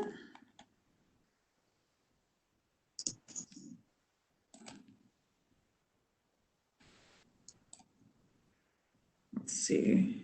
And there's Will. Okay.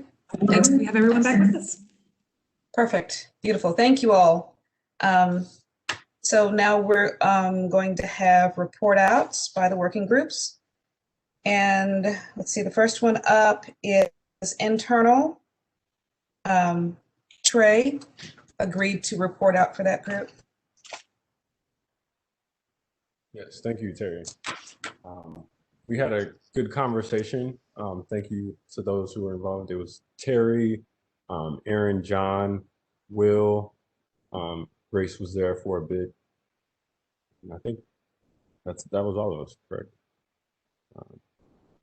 Yeah, but yeah, so we talked about a lot. I think some of the goals and outcomes that we had around specifically relationship and team building within staff. I think we wanted to have thinking about specifically COVID. I think I mentioned that we've got a lot of new employees, and you know, just everyone doesn't necessarily know each other super well.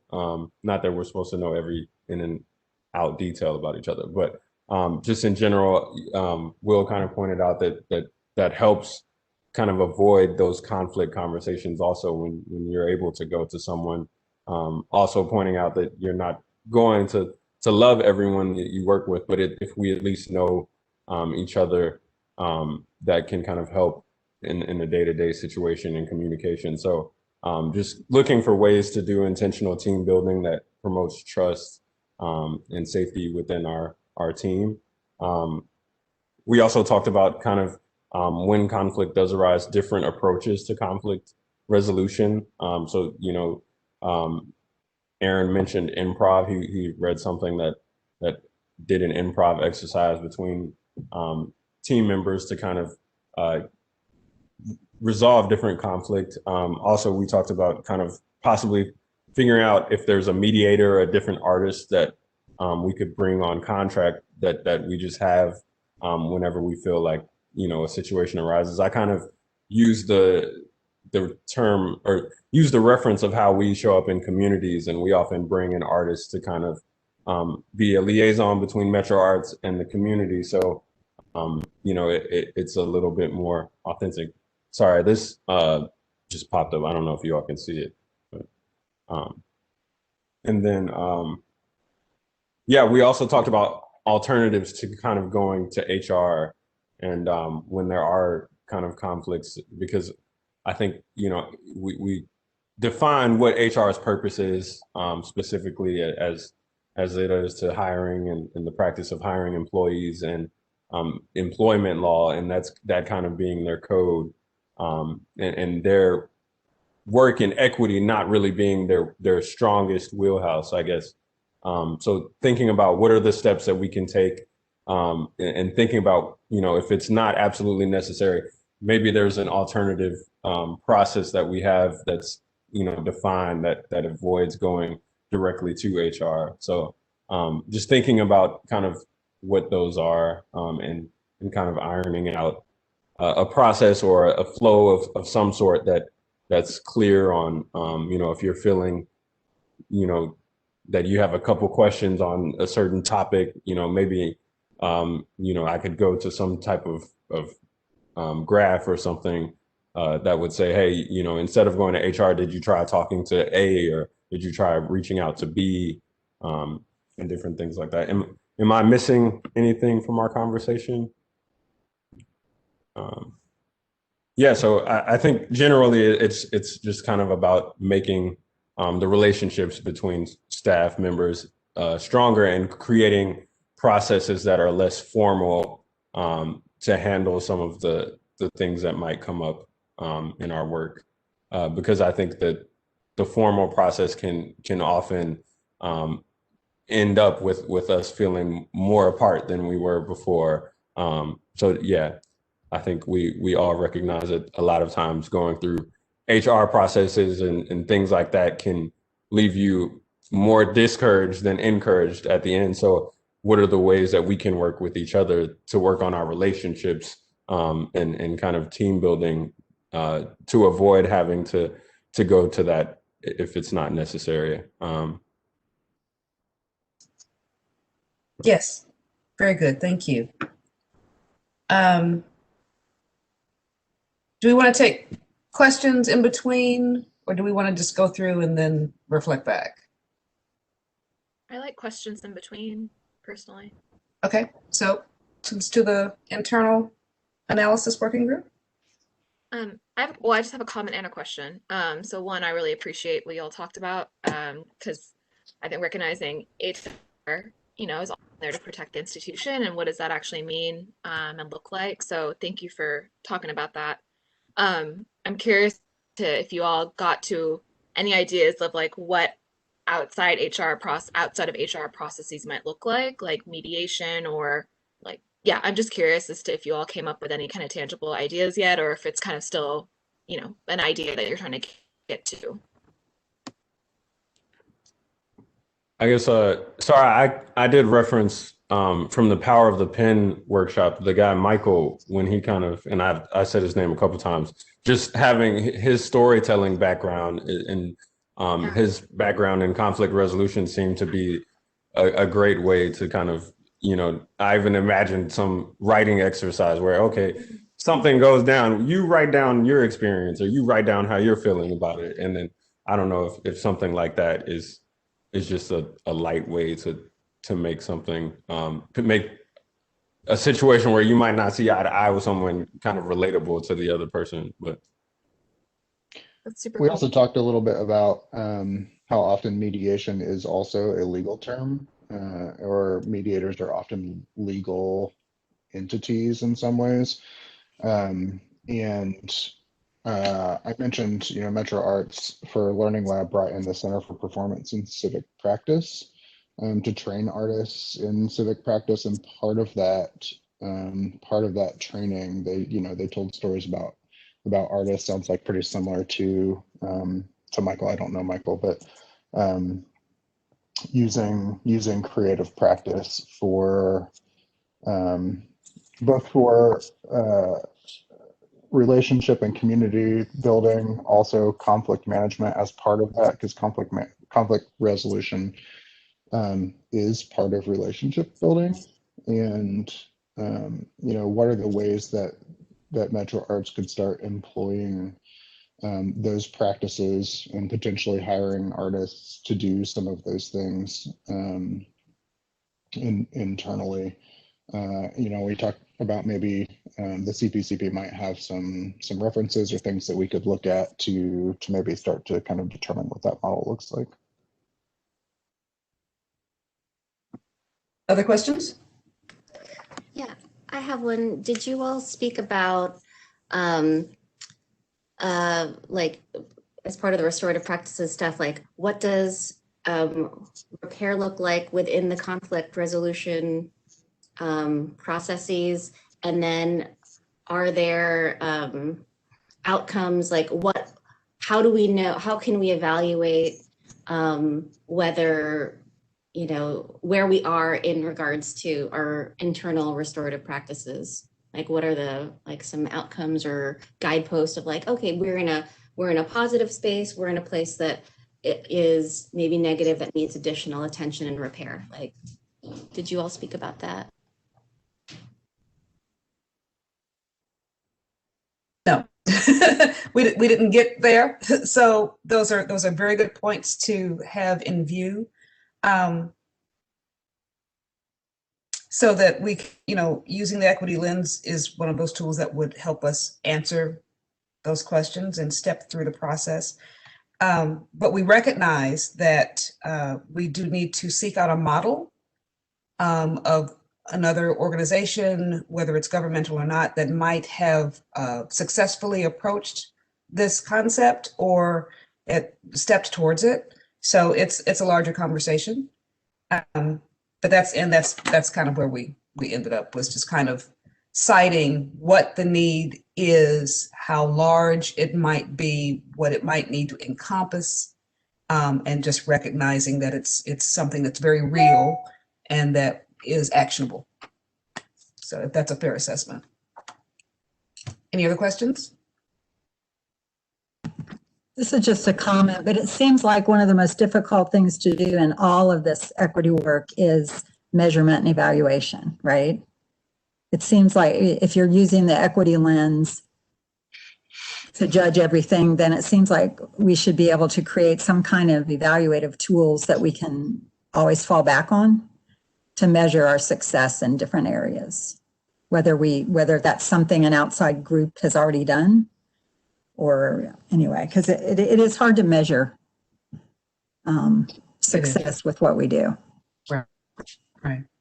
I think it's actually helpful that maybe we for the like organizational assessment that we kind of tabled that conversation, because I feel like as we start to plan and think about what that is, these things can be set up, for the future. That way it's just plug and play next fiscal year, and we can look at it at the end. How did we do based on whatever we create?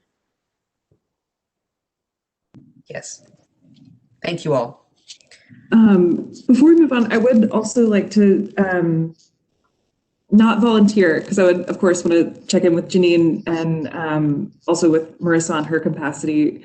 But I did just want to share with you that our new teammate, Marissa Leroux, among many other talents, has a really fantastic way of helping to design both qualitative and quantitative surveys and sort of methodologies. So I would love to talk with her and talk with y'all about, as this conversation continues, bringing her in, because I think she has some really great perspectives on different ways to ask questions or measure something when it's not just like, oh yes, we scored a 5 out of 10 on equity. I think we can all agree that that's not, the metric, and so that maybe she could help provide support. Okay, thank you. Anything else on this working group? Okay, thank you all. Next would be the External Analysis and Development Working Group. Who's up for that one? Yeah, so this is Megan. I'll kind of hit the high points, and then if anybody else notices that I've left anything important out, please jump in. I would like to point out that probably about 10 minutes to 15 minutes in, we realized that the external and the communications group were hitting a lot of the same conversations, and people who are going to be in communications decided that we could stay within this space and look at how these two are really interdependent in a lot of ways. So I think this is a good point to start with. To begin with, we kind of started with a discussion of the growth and the challenges with the current space that Metro inhabits. For example, we talked about that data gathering was going really well, and there was some really good places that was showing up, and with some really good partnerships that can help tell and show gaps, but acknowledged that in terms of cultural perspective and where the gaps are, there was still a lot of work that needed to be done. So in terms of a lot of, data and those like quantitative measures, yes, but in qualitative measures, that still needed work. And we also talked a little bit about the fact that there is currently no full-time community engagement position, only part-times, and the challenge on the workload has been noticeable.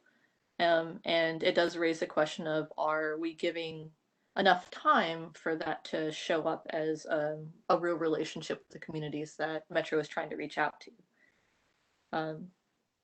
In terms of thinking about discussion with the relationship with the communities, there was the mention of the intention to serve versus the impact, and thinking about transactional versus transformative relationships, and really kind of questioning what the principles are in each as part of this equity lens that we're looking at in order to judge effectiveness and impact. We also talked about ways that just really briefly in passing, like raising the question of identifying where C.A.R.E can call in to Metro and provide input or feedback or perspective, and also building better strategies for where Metro can also self-identify where C.A.R.E should be part of this process and this communication. We talked a little bit about the things that are currently kind of going on and the way that these spaces kind of manifest. So thinking about Thrive versus Learning Lab versus, Real, and the ways that all of those are actually very interconnected. And looking at, when we're looking at the strategic plan for this time, really identifying where those are supporting and strengthening each other. And then kind of thinking about where we want to see movement actually continue. So not just thinking about big ideas and big questions, but how do we start to answer those? We kind of outlined that we wanted to put together a wish list of what those big ideas look like, and being able to really think about what equity looks like and putting those big broad terms, and then start working backwards from those on how to do it. So if there are existing programs that could be pivoted, or if there are existing relationships that could be called upon, really looking for what those broad goals from each community are, and then kind of working into the planning and tactical process, and looking at it through that equity lens as well. We also talked about going ahead and building a kind of like a resource list of relationships, partners, and what those current relationships are, identifying those people, identifying those spaces, and beginning to map out who serves who within the community, in those organizations and the different cultural groups that they connect with, so that we can again see kind of where not only like what's there, but also what are we not looking for, what are we not noticing, or what are we not connecting with. So I think that was, and thinking really important aspects in terms of those big ideas. Two that I wanted to mention were the idea of cultural worker residencies. So ways of engaging external partners for being able to bring different types of cultural workers, not just artists in the way that we think about art, but like martial artists or chefs, to provide a series of conversational spaces and just be present for communities to begin building trust and relationship and hearing dialogue. And also the idea of really fostering a community calendar that would be available to not just the usual Metro arts audiences, but would begin to step outside of that into, thinking about our broader communities, thinking about tourism, thinking about just these different spaces, and that potentially being a keystone to cementing the wide range of cultural experience as a cornerstone of Nashville's identity, as opposed to specific brand of types of cultural work. Did I get everything? Megan, I just wanted to add to kind of what you said around the cultural community workers idea. Like, we had talked about how Learning Labs was a way to do that, like that was kind of starting that work, but also recognizing so thinking about the community engagement staff member that is yet to be filled at Metro Arts, like they can't do all things and engage with all communities in the best way possible. It's just impossible for one person. So how could those cultural community workers like actually be from the communities that they're that they be serving and working and making art, or like just engaging with in a deeper way, so that Metro Arts is connected to that community, but it doesn't necessarily have to be like a Metro Arts staff member, but it's somebody from the community that like similar to the concept of like community health workers and like healthcare centers, of being from a population or community that people already have connections with and have trust with. So that was like, just want to add on that. And then another question that, in terms of like coming up with ideas and strategies, like one of the questions that we wanted to answer was, how does Metro Arts, how does C.A.R.E help create an imaginative space? That was Megan's language, an imaginative space for all communities and artists. Like, what does that look like in practice and in real life? And so I think we wanted to try to start answering in our committee. And I would just add a couple of other thoughts, which are that in considering the sum of everything that we discussed, we talked about visionary things, outcomes, strategies, and tactics that all should be factored into this strategic planning process that Metro Arts will be undertaking, and that to think of this as integral to a bigger institution-wide process.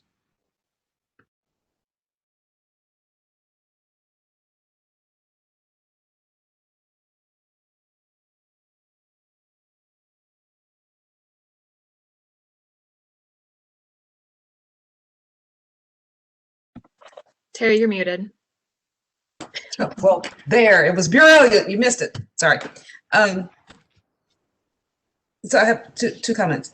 The conversation around the cultural community and I guess there's a staff person or a position that's looked at to be hired. Is that the truth? Or is it just aspirational? It's a vacancy, but we're in a hiring freeze. So we're gonna hire a part-time temporary person, just contract, because we need a warm body. But that is a position we hope comes back to us. We have it. It's just we're under this hiring freeze. Okay. All right. So thank you. So my thought around that is taking a page out of Ellen's playbook is, you've got cultural communities and you have pockets within a culture that interrelate in specific ways. So whomever that ends up being, whatever fulfills that position, that Ellen or resource like Ellen is part of the conversation, because there are nuances we want to make sure that they have or at least are aware of. Which brings up just a note I'm going to throw out there is, and we've talked about this before, about using members of C.A.R.E as points of consultancy. And so that's kind of where that conversation, I think, needs to start being had out loud about how we get plugged in to Metro Arts and its process of growing up through their strategic plan into the new strategic plan and beyond. So that's all. Thank you. Other questions for this group? Comments? Okay, so I have another question. Sorry. Since this is the second time this working group, the external and the communications group, kind of meshed together, does this feel like a natural fit going forward, or do we need to keep them separate? It seems like a natural fit. I'm all for simplification. I agree. The only thing I think communication also should include the communication between C.A.R.E and Metro Arts and the commission and everything, right? But maybe that could be combined with the internal group. Yeah, that's what I was going to say. Like, there's a communications angle to each of them, internally and externally. Yeah. So thinking about, I think that merging probably is going to make the most sense. I do want to make sure that it'd be good to draft up what the intentions for each separate group would have been, so that we can make sure that we're hitting that as a merged group, as opposed to, just kind of getting stuck on the things that we get really excited by. So yeah, I think merging, but with a very structured kind of check-in in terms of concept. And if we reach where separation makes more sense in order to get the work done, we can still go back to, even if it's temporary or momentary.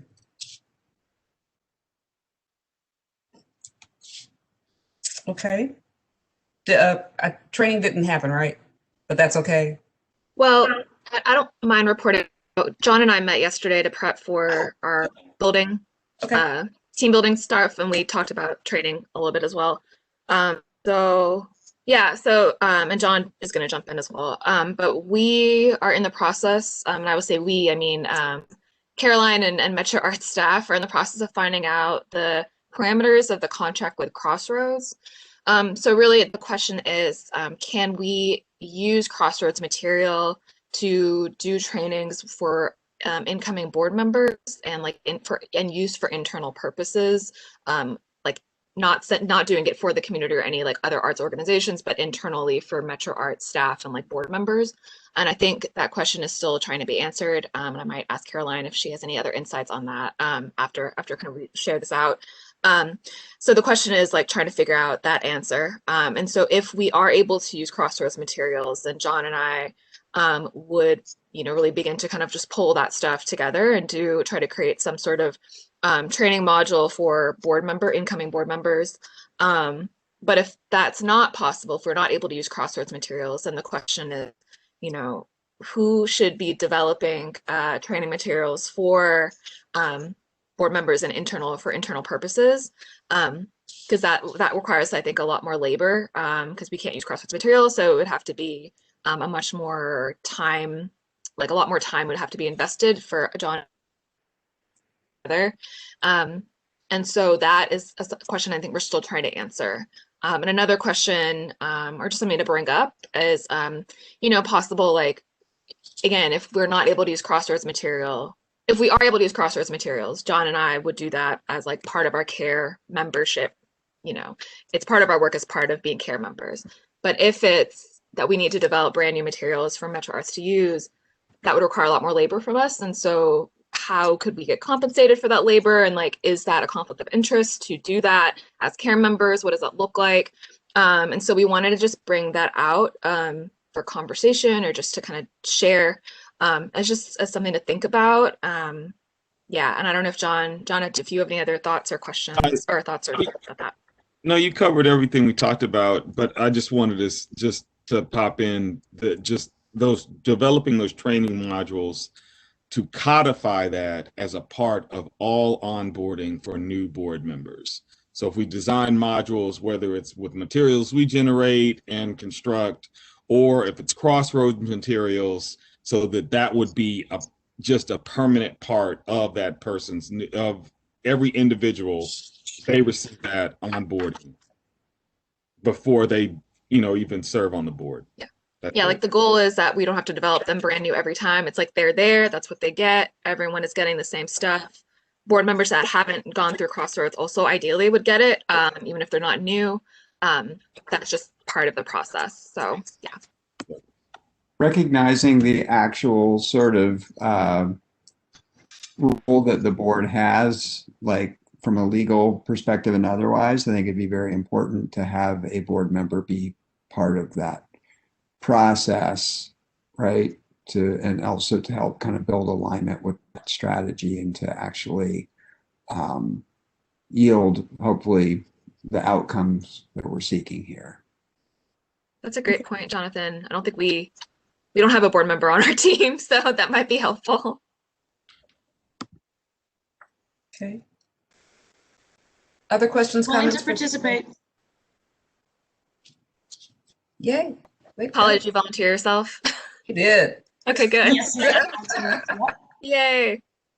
And then also, I wonder, Caroline, if this is like a good time to just like see if you have any other information about Crossroads stuff, contract. We don't have to talk about it now, but I just didn't know if you had any thoughts around that. Sure. So basically, after your last meeting, I reached out to John and Sarah to find out exactly what it was they were looking for, and I made that request to Crossroads as sort of like, okay, if we were able to get access to this, what would it cost? And I have not received that costing back from them. It's not part of our current contract. I mean, our contract currently is around just specifically like it will cost X to do this training, or this is how much it costs for phone calls, that kind of thing. So I'll try to follow up with them Monday just to see if I can get an answer by your next meeting to sort of see. And I think, yeah, if we could put that on the agenda for the future to talk about paid work by this committee, because I think if that is the role that you guys are going to play, we need to figure that out. And then I think also just like in our working group, we talked about Megan doing cultural mapping, and that's a big project, and I don't want you guys to be doing deep work and not being compensated, but that's not the current structure of how committees work on the commission. So I think we need to, if we could just talk about what that looks like and how do we sort of manage that. I think there's ways to set those paths up. We don't currently have one. We don't currently have an advisory group working that way. And yeah, if we could just talk about that, and then I'll try to get the costing from Crossroads if they're even willing to give it to me, because I don't know if it's in their current purview. I mean, I think the alternative is offering the we had talked about developing like a half-day training for board members specifically, so we could ask them for that costing. We could send them to the trainings that are happening at C&M. Obviously, there's, like you mentioned, developing other training or other materials is also an option.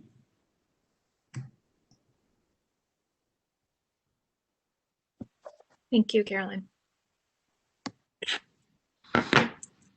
Other comments, questions around training? Working group? Okay. Thank you all.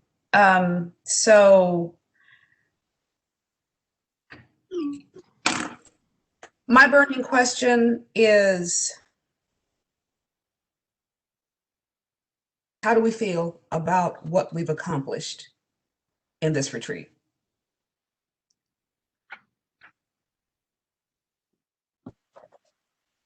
I feel good. I feel like we really made progress, at least on the external / communications subcommittee, and we really came up with some really cool ideas and next steps. Yeah, and so I feel good about it. Good to hear from everybody else of what y'all came up with. I feel positive that we were able to. I feel like we were able to more deeply engage over a longer period of time over the work, and we have a good idea of what I feel like. I personally have a better idea of what the next steps are, as far as as far as everything we've talked about are, except for the 360 review. But we'll get to that. Okay. Anyone else? Good use of time? Is this something we can do again? I think personally, through the planning, the resources that have arrived and kind of appeared before me are really great too. Just those, there's a few links that Paula had shared with us, and I think Grace included those at the end of that handout. And yeah, so even, I mean, not to say today wasn't great, I enjoyed it a lot, but yeah, a lot of the resources and some of the ideas I'm looking forward to researching, and please do share some of those resources you might have mentioned to Aaron. I know you mentioned that improv. I'm really curious to hear more about that. Well, yeah, sorry. Thank you all. Hey, this is Will. I was reflecting back on what we were talking about before, and if we want new commissioners, in particular, new arts commissioners, to really focus on the equity lens. I know Paul and I both paid to go through Crossroads. I've gone through 2 different trainings with that at C&M, and I know other commissioners have too. I know Paul and I both would be glad to strongly encourage all new commissioners to go ahead and pony up the money and go through the program. So I kind of question whether or not this group needs to set up anything separate. Let's just feed commissioners through the program that's already there, and make them pay for it. I think that there are enough commissioners that have gone through the training that would say that's a really good training program and it's really worth your time and your money, that there'd be a strong feeling among new commissioners that it makes sense to do it. Anyway, that's my 2 cents. And I'm just going to jump in real quick and say that we do have a one-day training scheduled, some training scheduled at my work, which I'm currently trying to figure out how to get all of the various internal constituents in. But Caroline, reach out to me if you want to talk about whether it would be helpful to have a couple of commissioners be able to jump in on that. Cool, thank you. If we have open spots, so we can have a separate conversation about that.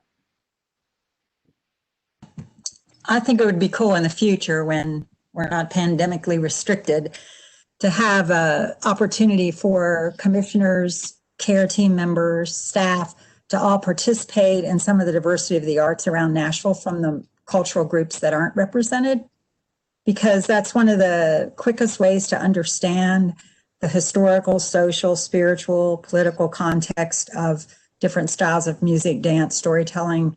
And that's kind of how we approach our training when we train for schools and the police academy and different places, Meharry. But everyone always has fun and they get a little glimpse of a culture from the true culture. But I think that would just be a fun way to just kind of introduce them to the diversity of the community so the board members understand that their funding should be for everybody in Nashville and that our projects and support should be for the whole community. Alan, that's Just a great an idea. idea. I think idea. there'd be a number of commissioners that would be excited to see new art forms that they're not normally exposed to. So I think that's a great idea. Well, I also wonder too if that might be, especially if we do end up looking at developing our own kind of training for people coming in, if that's something that could be included or built into it. I think always it can be, the Crossroads training is very emotionally heavy. And I think that if we can provide spaces for humanization and connectivity as we're going through that process, I think it would be really good. I also wanted to answer your question, Terry. I think that this longer format was really good. And I know it's not something we'll always have available, but I think it was a good amount of time for everyone to feel as if they were heard, which we sometimes, I think, struggle with within our usual format. And I think that it was also a really good focus on making sure that we moved from conversation to kind of setting up action, which I think is also something that we sometimes struggle trying to fit into as we're balancing all these different pieces. So I wanted to thank everybody who kind of participated and worked in that way. I have a thought about participating in some arts events. I would want to be sure that we're doing that as part of relationship building with folks, so that we're not just a group of tourists walking in to see something that we're not usually a part of. I just want to be very conscious of that.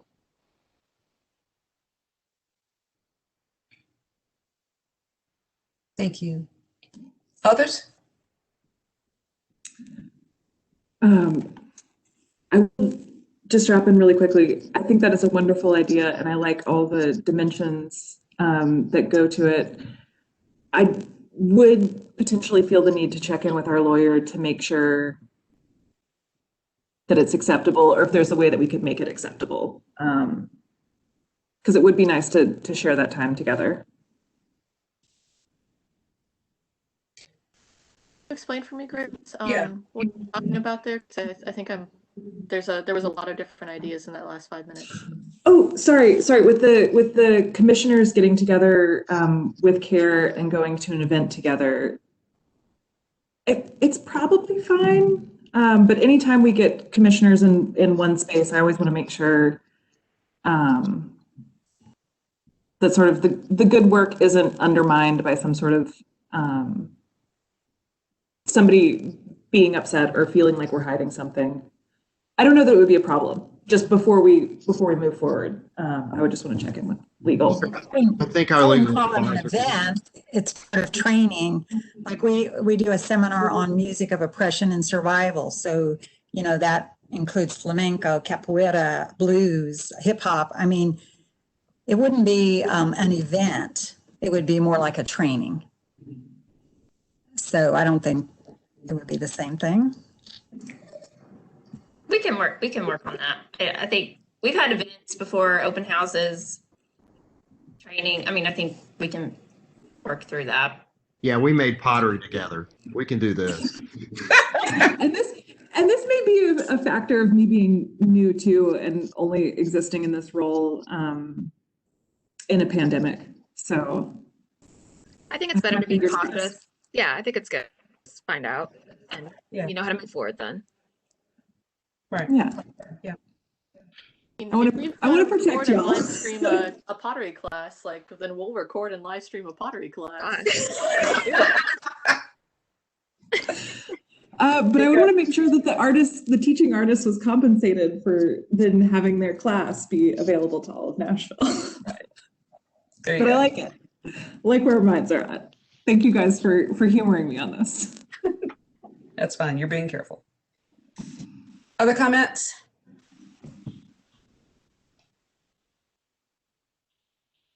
So we're good for February 3rd.